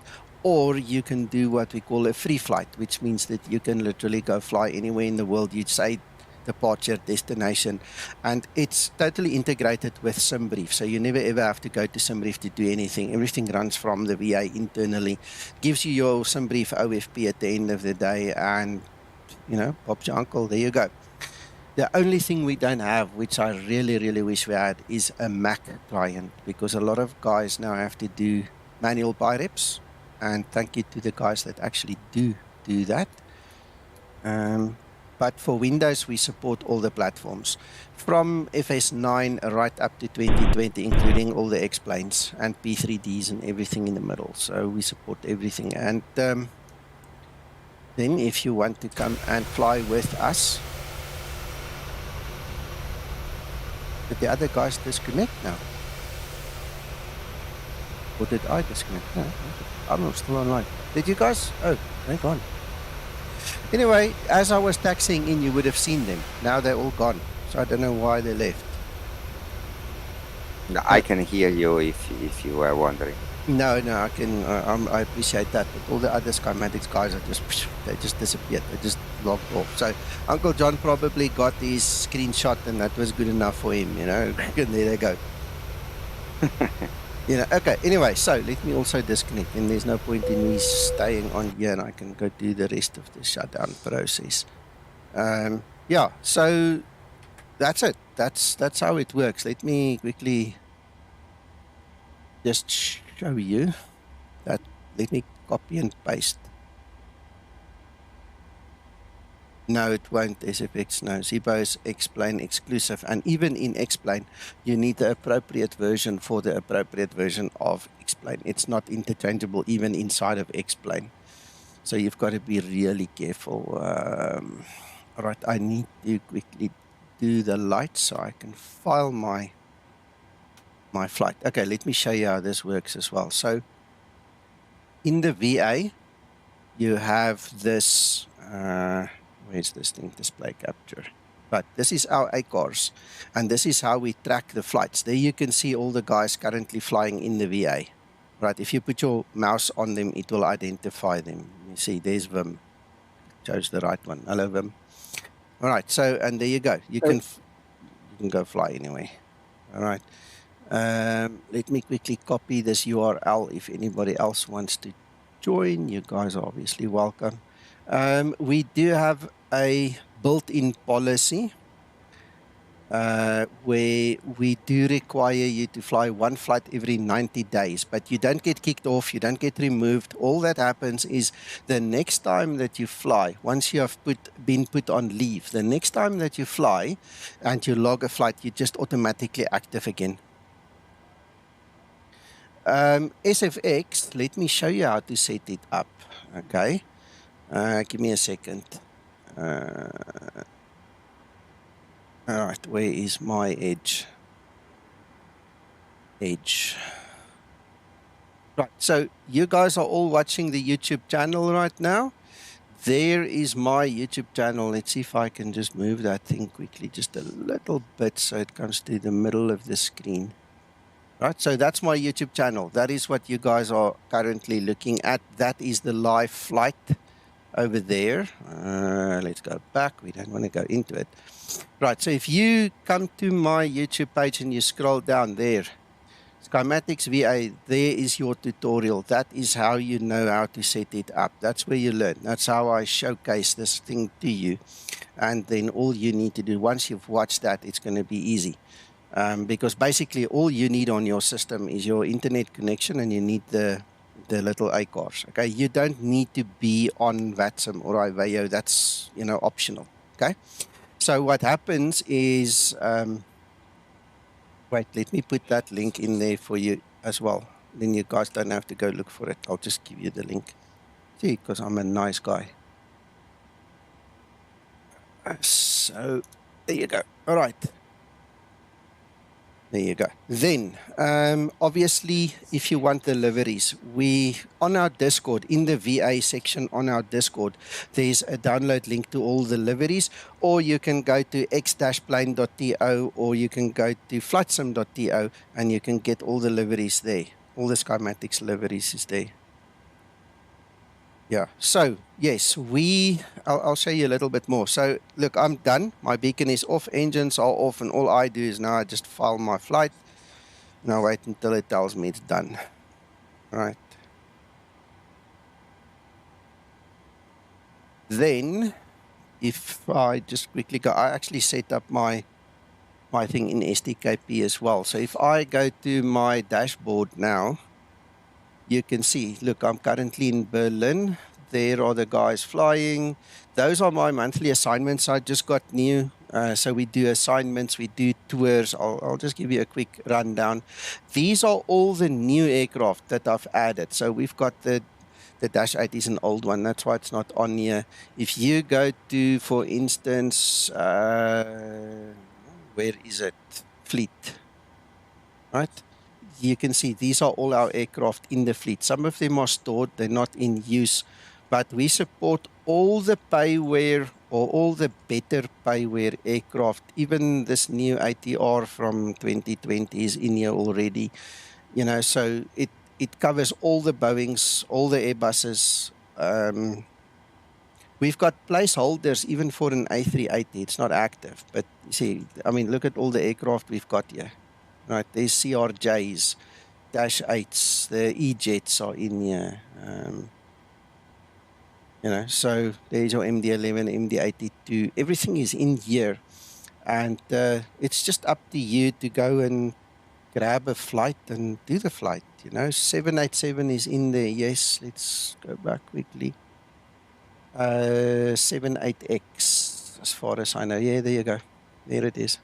A couple of 787s. No. I won't get rid of it, Dave. What happened was, let me quickly tell you, the T8 one, the ZS is changed.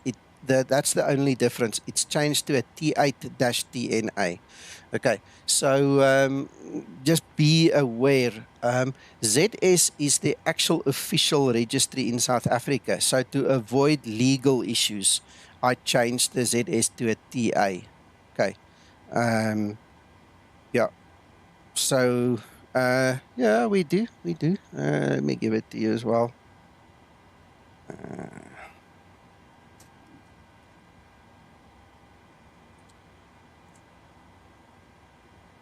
All right. If you look in the show notes below the video, if you click on show more, you will find all the other links. Everything is in there, right?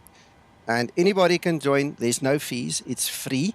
What we do is once a year, we do ask for money. Okay, and then whoever is able to make a donation is able to make a donation, but we don't hold it against you if you can't make a donation. Okay, because we obviously don't want to lose the facilities, and we obviously want to keep the facilities, and those facilities do cost money. I'm probably going to lie now, so just bear with me, but I think the running cost, hello Carl, by the way, good morning. The running cost of the VA is something like €200 a year or €230 a year. Okay, so it's not free, but we give it to you guys for free. It's like the Zebo mod. Just, you know, we try and sponsor it as much as we can.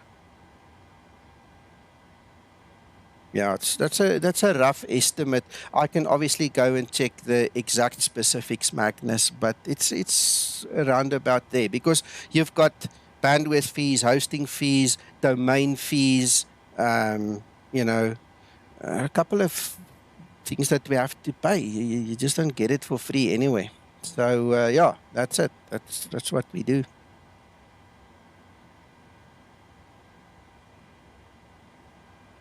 Thank you, Magnus. Appreciate that, man. That means a lot. Yeah. We've had Sasso sponsored it for us last year, Pilot Sasso, and I'm saying it because he's not here.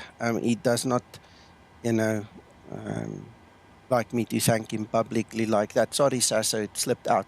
But anyway, and then obviously this year we did the donation run, and we got a lot of guys. I mean, the guys find value here, so they don't mind spending the money, and I'm grateful for that, you know. So, Uncle John, I'll do your assignments later. So, yes. It just comes through my PayPal, Magnus, through my PayPal. If you look in the notes below this video, if you click on show more, you'll see there are two ways you can donate. You can donate publicly and then your name comes up here on the screen. You see here at the bottom. Yeah. Okay. Or what you do is there is a private one that goes directly to paypal.me, which just goes through my PayPal account, and then I report back to the people here as to what happened with the money, and also it's reasonably transparent, and we don't hide anything. And that's it. That's basically how we do it. So, yeah, you guys must check it out. Even if you join, there's no obligation to fly. Just be careful, like I said, we've got 2 sites running. Do not go to Skymatix VA, the other site. Go to the crew.skymatix VA, because the links, now what I've given you, we will decommission the other one. This is the new one. It will take over, but it's just timing. Timing is an issue. Dave, there's no monthly subscription. The only place I myself and anything I do have a subscription base is here. If you subscribe to my channel, there is a subscription that you pay on a monthly basis to get the stuff here at the background. Let me show you quickly for the guys who might be interested. I just want to drag this thing across quickly. If you go on my channel, you see here, wait, to change it a bit. Okay, if you go down here, you see there's members only videos. Okay, so if you are a paid subscriber to the channel, then you get access to these members only videos, and the typical things that go in there, see, like 2 weeks ago was the last one, the test flights and the stuff that we do that we don't show the ordinary guys. Yes, your dashboard is overlaying. Thank you. Sorry, guys. Sorry, gents. Thank you, Anthony. All right, so there you go. That's the members only video. So all the stuff we don't generally show the public. I mean, this is what you pay for. This is why you become a member. We show you some of the extra testing and some of the stuff we do behind the scenes. You see, so that's the only subscription basis thing I have. There's no other subscription basis. Yeah. Yes, Dave, I can see you're already subscribed, so you're fine. That's not a problem. If you want to add more, then push it through the PayPal and just make sure you mention, what it's for and whatever that we can allocate the money appropriately. The only problem we have now is if you donate something for the VA right now, the VA is covered for the year. It's going to be difficult to hold the money until next year. Donated $50. Here you go for now. Thank you, Magnus. Thank you, sir. So yeah, we'll use it for something. You see, even on the Zibo side, I pick up some of the tabs, so I might use the money maybe for something like that as well.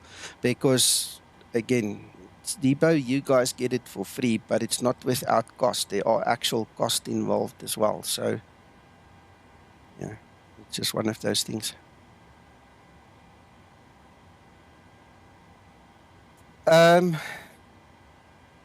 Mr. Extreme, which aircraft is better regarding the systems? You can't say the one is better, PMDG versus Zibo. Okay, and I'll tell you why. It's 2 different generations of 737s.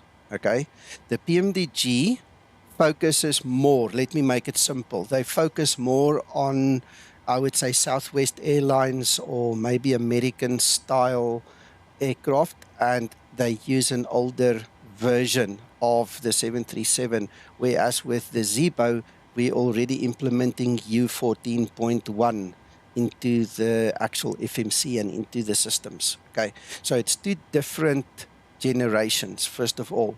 So there's nothing wrong with either, but some pilots are used to flying the older model, some pilots are used to flying the newer model, and some obviously go and create the hybrids in the middle. You know what I'm saying? So me being part of the Zibo team, obviously I'm going to say I prefer Zibo because that's my life, okay? Literally my life. I mean, when I'm not working in with family, that's all I do.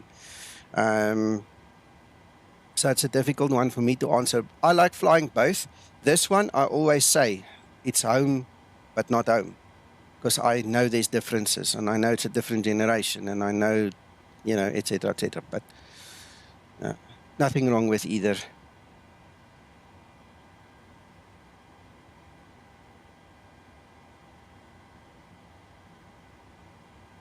Yeah. The Zibo is modeled more like the European style aircraft that you find in Europe, whereas this one caters a lot for Southwest. I'm speaking under correction. You can correct me if I'm wrong, but I think Robert is actually involved with Southwest in the real world from PMDG.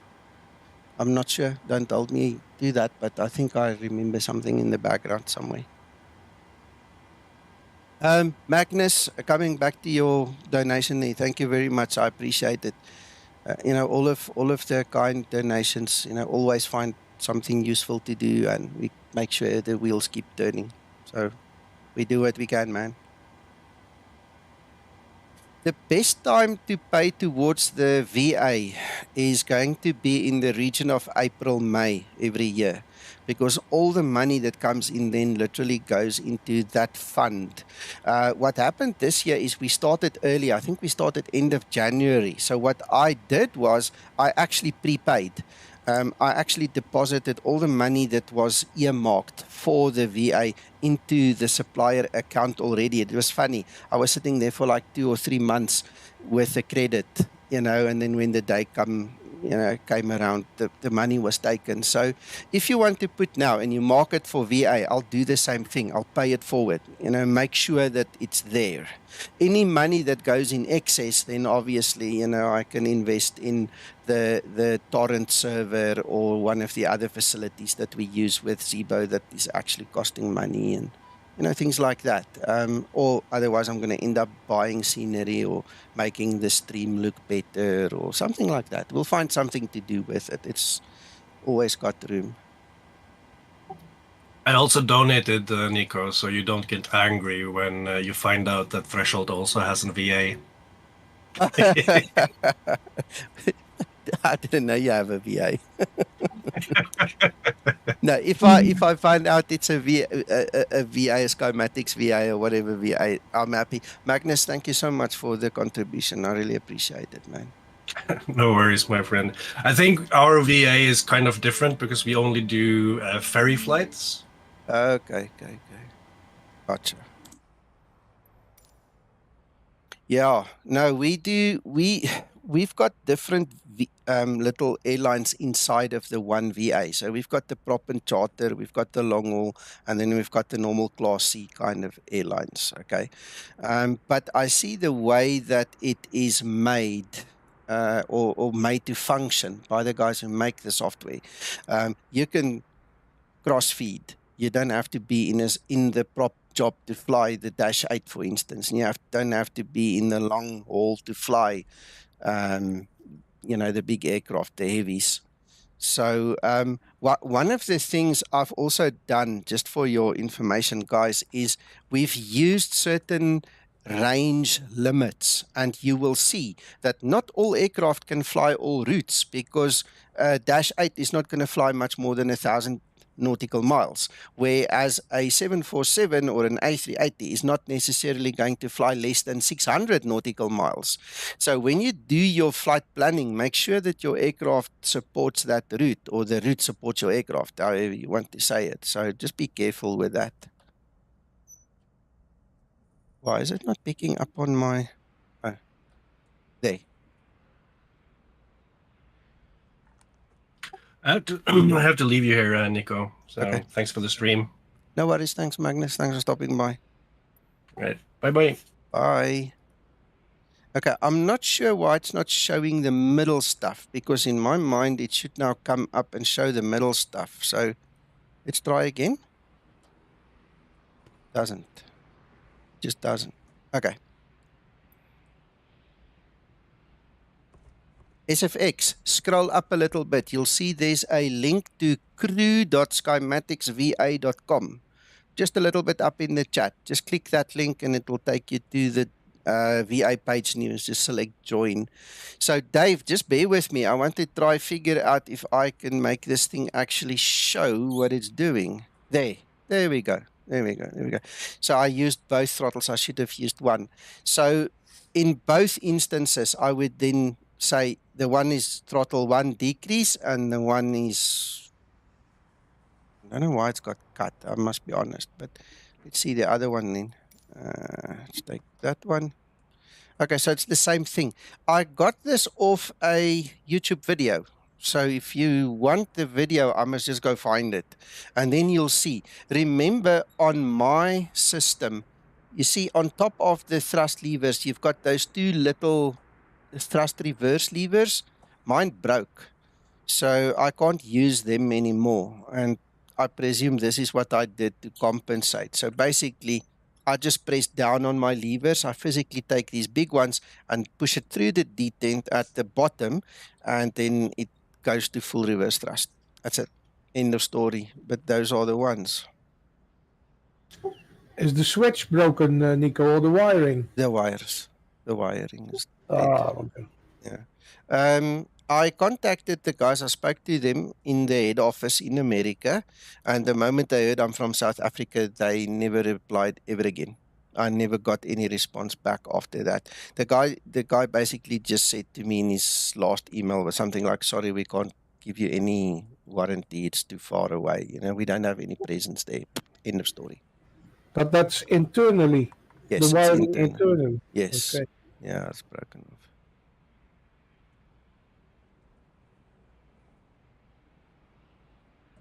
I know, Dave. Look, and my background is electronics engineering. Okay, so what I'm about to say is actually a sin. I just don't see myself, using my soldering iron and a magnifying glass and 3 hours of my day to open it up, to clean it out, to fix it, and to start again. I promise you, the sheer effort with everything that I'm already doing, I don't see myself doing that. I just don't feel like it, honestly. So anyway, my bad.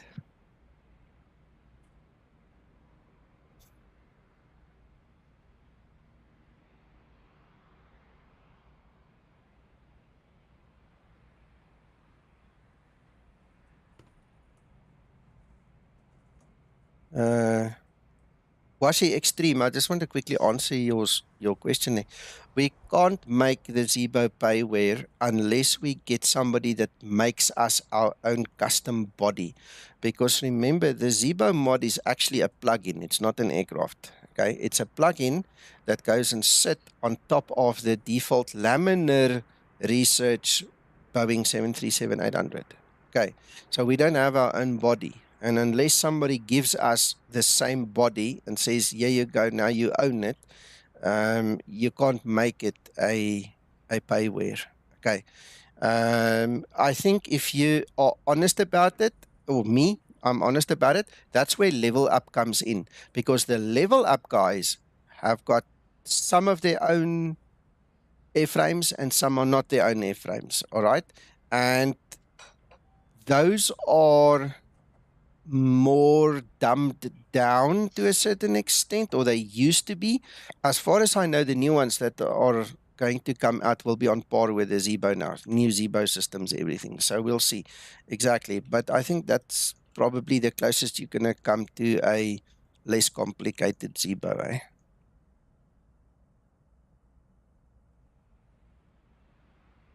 SFX, yes, of course. IVEO and VATSIM or any other online network is not required for the VA. Okay, we like to do our group flights in it because then we see each other, and this is how we build our friendship in the family. You understand? But it's not a requirement. The only thing that is required is you need to have ACARS running to measure your flight, to keep tabs on it. Once that is done, what you need to do, obviously, is file the flight and close ACARS. That's it. But you need an active internet connection for that. That's the only requirement. The rest, if you don't have that, you can do a manual PyRep. Promise you. And like I said, the Mac guys, we don't have a client for Mac. So they all do manual PyReps. I mean, there are guys that do a flight a day, and on a Saturday, they go sit and they fill in all their manual PyReps, and I get like 6, 7 PyReps one time to go and fill in, to accept and things like that, I have to go, Nico, for lunch. Okay, hey, I'm going to fly I see you have a new tutorial of the Dash 8. Ljubljana to Belgrade. Yes, and that was with a real pilot. That was with Mark. Mark is one of our Zibo team pilots as well. And you will love it because it goes into nice detail there about real operations of it, eh? Yeah, I'm going to see it. Yeah. Yeah. Bye bye. See you. Bye. Bye. Thank you, Damon, and welcome. Guys, anybody else who wants to join, like we said already, come. There's no obligation if you don't like it. You know, it's one of those things. But I guarantee you, if you like something like a VA, you'll like this one. And especially the fact that you can make free flights. If you guys have got a few more minutes, I can quickly show you. I'll just give you a little bit of a rundown there. Edge. Right, so for you to do your first flight, what do you mean, am I flying M? I'm not with you. But for you to do your first flight, under flight operations, all you do is you go to flights, and then this is how you pick one from the database, right? So you'll see, look, there's 370 pages worth of flights already. That's like 5,000 or 6,000 flights already, right? You can also click on an airport and you can go to flights map. And then you can see all the flights from and to the airport. And if you want to book one specifically, you just have to put the mouse on it, click it. All right, there you go. There's your flight. So that's the flight you want to do. Your next step is going to be, see, you can add your bid. Okay, that's your next step. Right? And over here, this is the list of the aircraft that can actually do the flight. Okay, so you can read through there. It tells you this is your block time, right? It also gives you the actual flight route. Now, I usually copy and paste this into my NAVEK graph and I build the flight over there. Over here, we've got weather. There's your METAR and TAF. There's your sunrise times. There's your arrival airport. First one was departure, arrival airport. There's your alternate, you know. And once you're happy with this, you can either go, you can literally go and build yourself a whole list. It will keep the list for about 8 days and then it will delete it. So don't forget about that, right? You can go and you can build your list. So when you go to flight operations and bids, you'll see I've got some flights lined up already. If it goes there now.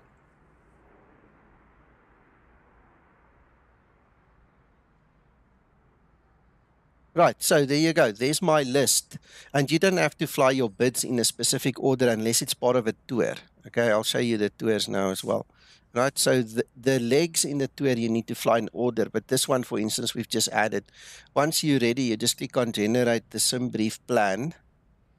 Now you have to select an airframe. So for me, let's take Zibo. It's not going to do it that way.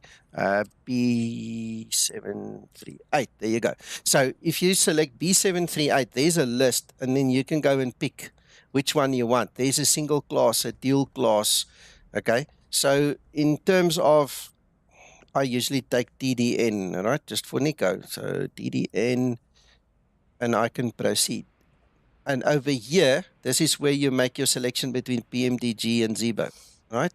So if you select PMDG, you'll see the different weights. If you go to Zibo, the weights change slightly, you know, and this is literally integrated with SimBrief. Okay, so it looks different, but this is exactly the SimBrief page.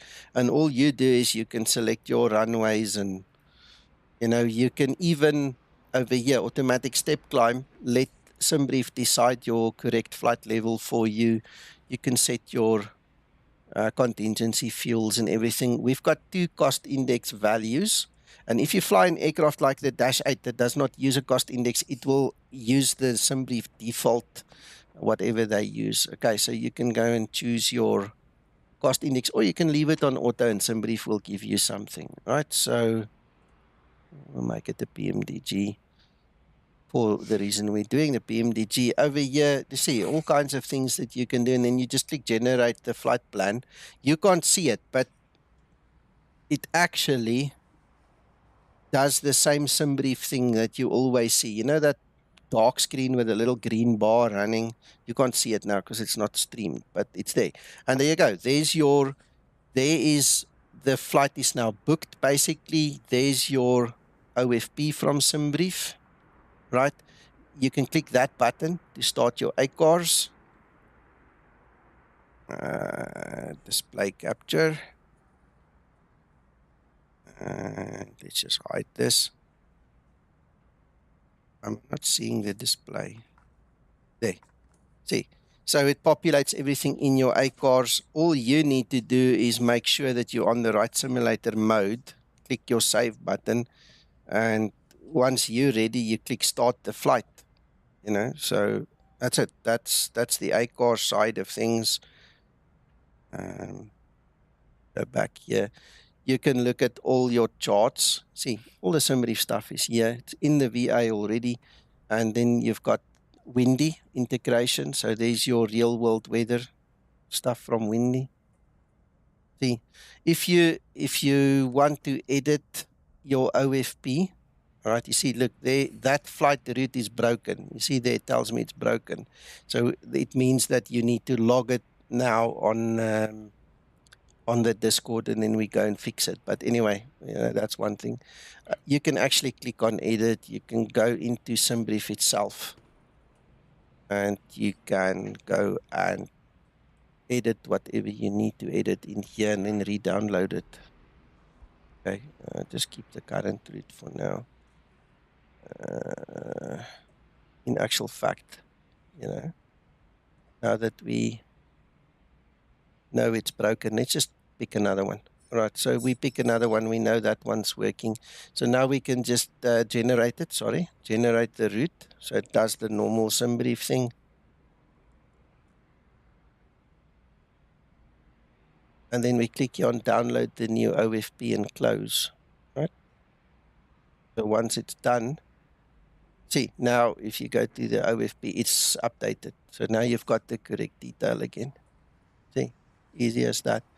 Then another thing I just want to show you is assignments.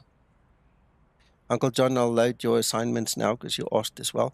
So every month you get 5 assignments, and if you want more, then obviously we can give you more. These are my assignments for the month.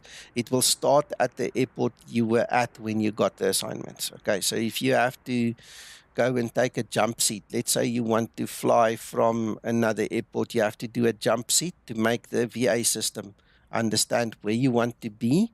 And then we give you your assignments. And then, you know, that's how it is. And quickly go to the roster there. Uncle John somewhere in here. There's Uncle John. Bless you, sir. No problem. I'm just reassigning it quickly.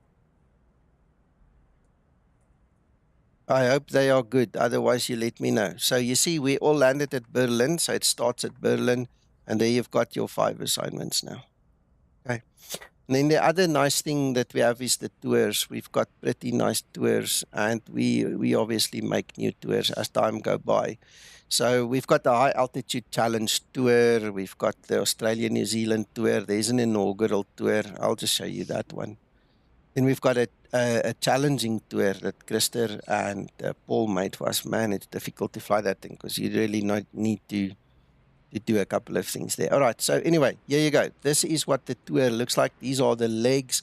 You can actually go view it on the map as well. The map can be changed, so we can make it into the National Geographic map. And there you see, those are your legs. Again, every time you're on a map, you can just click on it and you can go do your leg. So you obviously just have to now start at the correct place before you go make a mess, because you have to fly them in order. So that would be leg 1. You know, you click on it, then you go do your bid, then you do your SimBrief, and that's it. Then you fly it. So there's a lot, really a lot of stuff in here. These are the awards that you get when you've done your assignments. Sorry, not assignments, the tours. I beg your pardon, I need to be careful now how I say that. So yeah, a couple of things that you can get. and then back to the dashboard. Anyway, that's a brief overview, guys. Then, like I say, there's no obligation. This is a nice place to find flights to do, you know, and to just jump in it. And that's it. No, we do VATSIM, everything. It's not linked to IVEO or VATSIM. We are, Skymatix is a IVEO partner, but you can use VATSIM, you can use any other network. It doesn't matter. It's irrelevant. We don't score you on it. All we do is here, we will list you. So there's a guy currently flying. If you were flying on VATSIM, we will see there you are flying on VATSIM. See, so, but it's totally independent. And there's your dark mode as well if you want it in dark mode. It's just for fun, guys. It's to be taken as seriously as you want it to be taken, or as lightheartedly as you want it to be taken. You know, it's made to bring people together. That's all. Any other questions?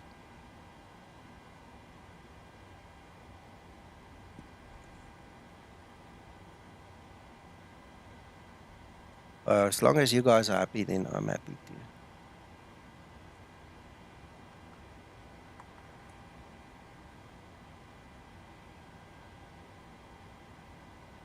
See. All right. Okay. Well, then I'm done. If there's nothing more.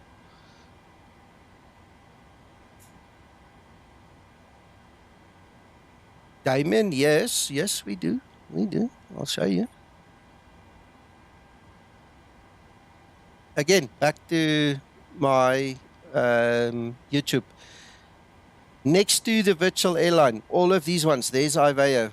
There's the whole introduction and the whole story. Everything is there. So if you want to get involved, I would recommend watching those videos. And then what we have is we have a partnership agreement with IVEO. So every now and then, when we have enough people to do a training flight, we do arrange ATC and we make a safe space. All right. The last couple of training flights were in South Africa.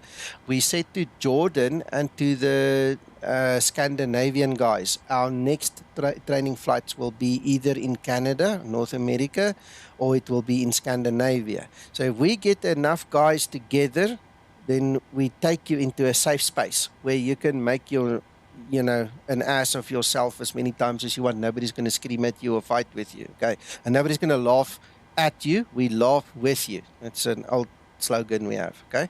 And then we help you and we get you going. So that is one of the things we do with Skymatix, is we get people into online flying and we get them to enjoy the thrill of seeing each other and flying with ATC and all those things.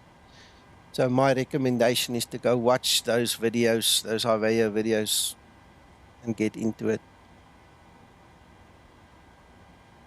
And for the rest, guys, our Discord is where it all happens. The fact that we have a Facebook page, the fact that we have a forum, the fact that we have all these other tools available is just by the by. Okay, the forum for Zibo is official, so that's very important. But the Discord, our Discord, is where the training happens mostly and where the people really come together to learn and ask each other questions and all. You must not be shy. You need to rock up here, introduce yourself, and make an arrangement with somebody if they can't help you at that time, and then somebody will help you, and then you talk through whatever you need to talk. Okay, it's this Discord is unfortunately not for children, okay, or for salty idiots or something, whatever. Okay, we try and keep it very professional and proper here. So if you want a safe space, this is going to be it. Safest you'll ever be. Nobody's going to sit here and talk nonsense, you know, to an extreme that, you know, immature people will do. So you're welcome. Come join us, talk with us. It's family atmosphere. Exactly. Okay. Yeah, extreme. Look at those videos, then decide, and then obviously look at my streams and videos that I've done, you know, just flying like we did today. It's nice. We like it. We really like it. Now, there's one thing I forgot in the background that I want to quickly have a look at and see if this thing actually can work for me.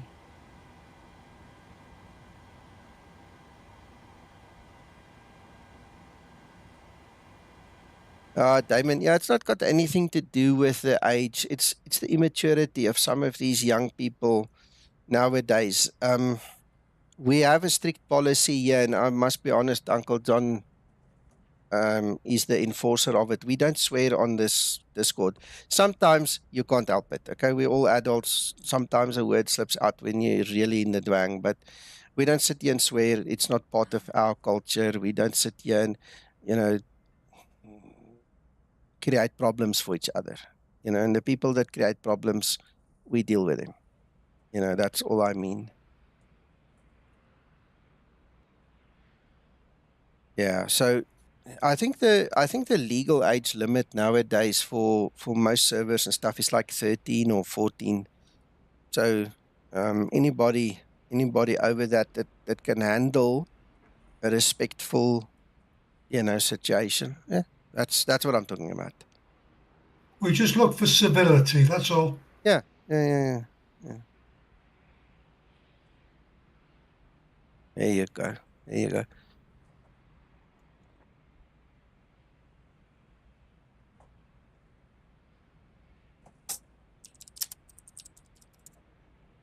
Okay. Not a problem. Providing you act responsibly, don't use bad language, you're more than welcome. Yeah, let me tell you something, Swifty.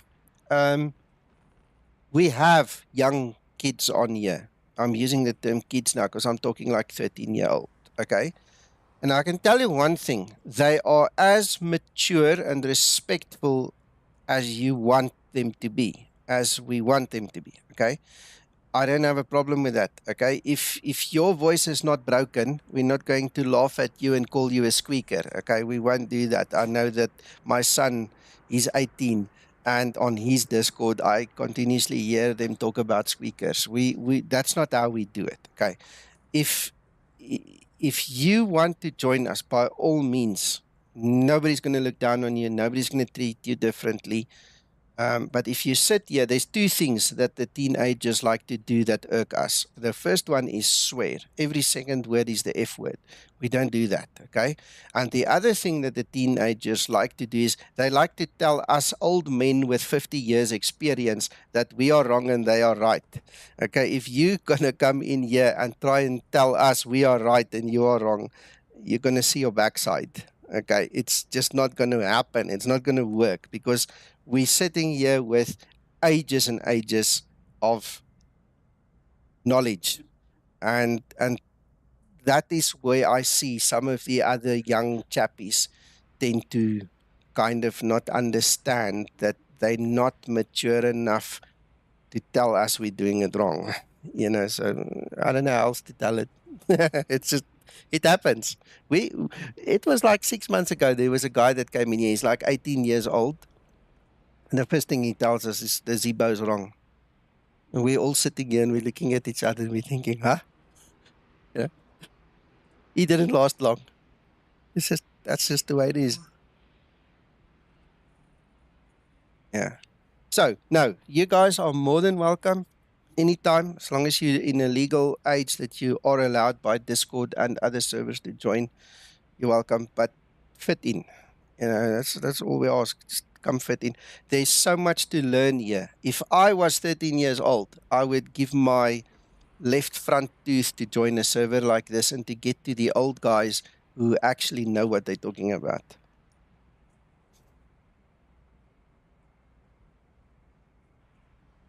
Yeah. So anyway, that's it. So now what we are doing here is typically what we do on Discord. So get your backsides in here and come talk to us. You know what I'm saying? Come. This is what we do on a daily basis. If you ever look for us, you'll find us on the Discord. Okay. Now, obviously, some of us work. Some are now retired. Some, have other obligations. We don't sit here 24/7. But you will be surprised how many people are on the server almost 24/7. Because by the time the Aussies wake up, you know, and the Americans are still here, we get in the middle, and by the time we go and sleep, the American side take over again, kind of a thing, and then the Aussies take over after that, and then it's our turn again, and so it goes through, you know.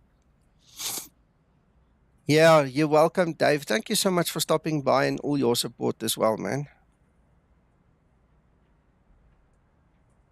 Swifty, my YouTube channel, first of all, and then you come onto Discord. We've got training rooms and everything here. We've got training videos here as well. And then what you need to do is come up with a list of questions, and then you come and ask them. As easy as that. Or you make an arrangement that somebody with more experience sits with you. Okay? Now, the real pilots, obviously, we've got plenty of real pilots on the server, right? They're not necessarily going to sit with you through a whole flight. But I promise you, if you come with questions, they will answer it so quickly you can go and try it on your own and then come and report back, kind of a thing. There's various different ways of doing it, okay? But on my YouTube channel, again, let me just show you guys. All right. Oh, I clicked on something I shouldn't have. Hold on. On my YouTube channel, if you want to learn the Zebo, official Zebo team videos, all right, that first one, let me click there. That first one, that is for the newbies, the new beginners. It's 5 hours and 36 minutes. I was dry. I spoke myself out of breath in that one. Zebo was with us. Jan and Jorge are real-world pilots, okay? They are team members here. They were involved there. Lots of tips and tricks, okay? Go learn from that one. Right? Then once you've done that one, you can go and look at all the other ones, okay? Because, I mean, there are quite a few. All right? And then, obviously, I've got other tutorials that I do on my own, okay? So there's basic flight planning, descent and short cut planning tutorial. You see, all these little things, they're all there. So all you need is a nice big cup of coffee or two, and then you sit back, relax, and you read through. Right, there's other tutorials. There's some other fun flights. There's a whole bunch of stuff in here. And, you know, so that's a good place to start. Then you come and you bring your questions to Discord, and we make an arrangement with you to sit with you, to help you through, and etc., etc. You know what I'm saying? Yeah. It's a lot of content. And the thing is, you're not going to take in everything at once, right? You're going to have to do it in stages. But it's a good place to start. Now, the other thing is, if you go into this training video, right, and if you go to show more, there should be a link to my training checklist. And if you don't find the link, you need to tell me, or if the link is broken, because that takes you to my training checklist, which is going to probably take you to here. Right, this is my forum page. I just want to show you guys. So this is the install guide.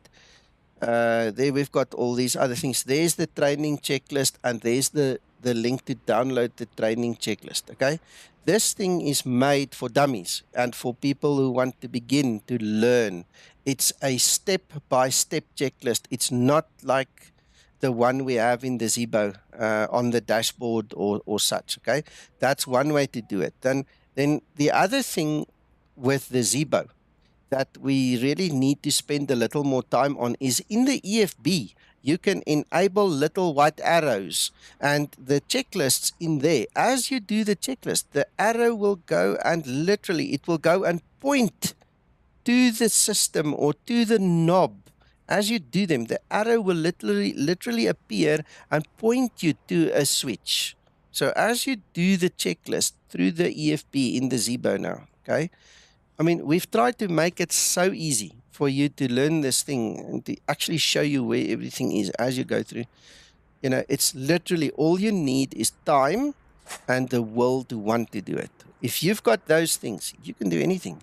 You can literally do anything. Whatever you do, don't struggle. You don't need to struggle. Come to Discord. There's always somebody there that will help you out. Exactly. Okay, so I want to check this replay now. It looks terrible. Look at that. That thing is going crazy. Let's not look at that.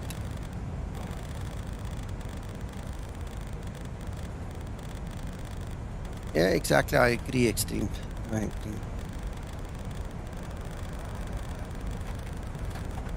agree. Still, Sorry, Uncle John. does it still need some work? I don't know. It looks like it's okay now. In the previous time I wanted to try the replay, it was kind of broken, but this one seems to be working now. Okay.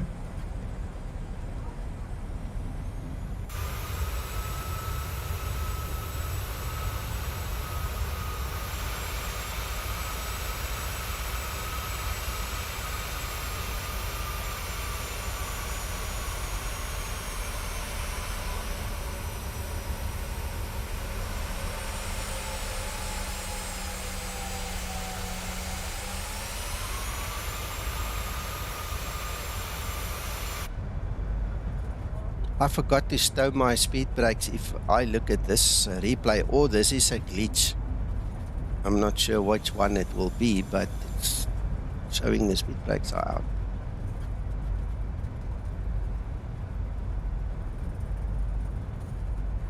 Okay, so extreme. Coming back to, let me just see. I can't pause this thing. I don't want to stop it now. Coming back to my YouTube channel. What you need to look out for. Where's this training thing?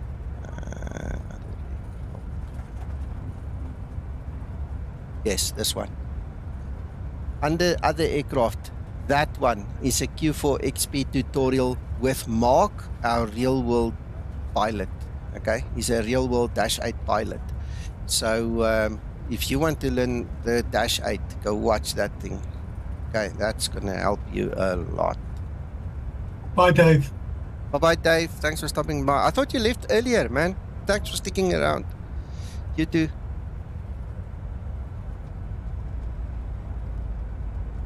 Nico, and the speed brake is still fluttering, isn't it? I don't know. I'm not flying the Zebo here, so I don't know what's happening in the Zebo. Yeah, you know that flutter that we're still getting? Yeah. Last night I had it. I had it again today. Okay.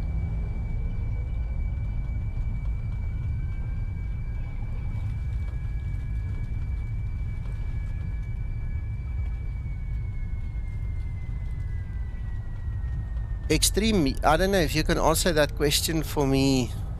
You know, I'd love you forever if you get me 100,000 subscribers. I don't know, mate. I don't know. I don't know why people don't like my streams or don't flock here. I don't know. Well, the boss of IVAL, blowing our own trumpets now, came and reckoned there is no other VA like us. Yeah. No other VA. Yeah, we're very unique. I promise you. We do things differently. And if you look at the way we present our streams as well, there's not many guys presenting streams with people in Discord talking together, you know. So, I mean, this whole community is different. We do things different.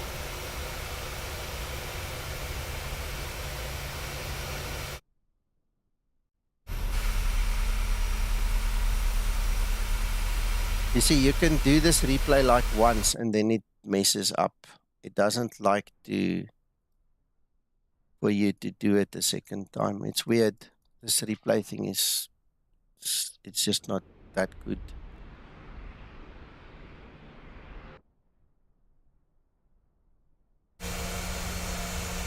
Look at those wings. They were folding up almost.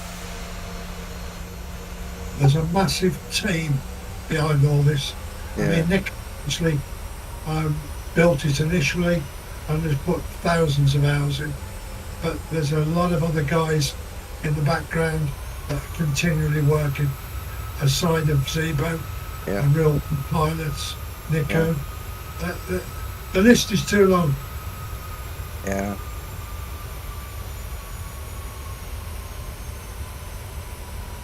Anyway, we'll watch one more landing and then we'll call it quits.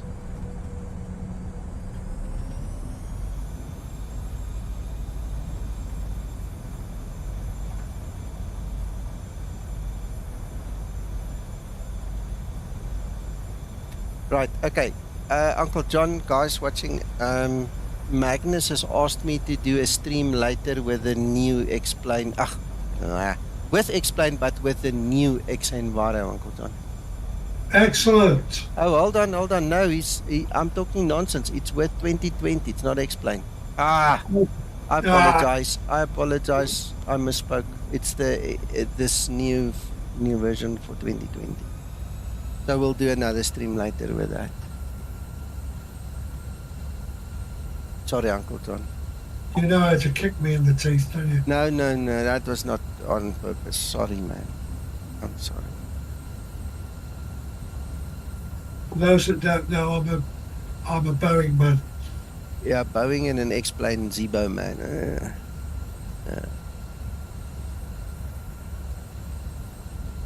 That looks beautiful, that scenery. Yeah, it's very nice.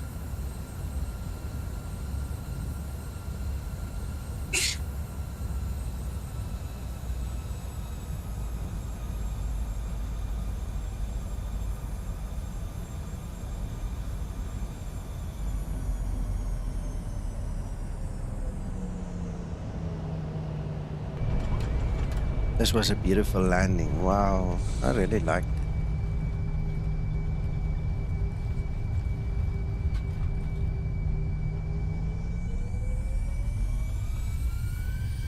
That was sweet. Yeah, it was really nice.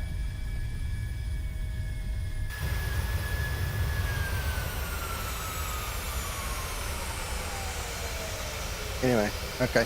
Uncle John, so I think in terms of the replay, you can't record your whole flight. It messes up.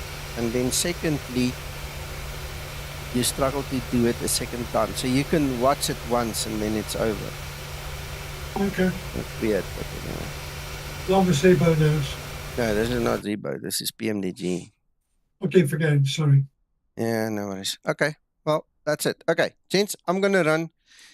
We'll see you guys later with a new stream then, okay? Thanks, Nico. Goodbye. Ciao.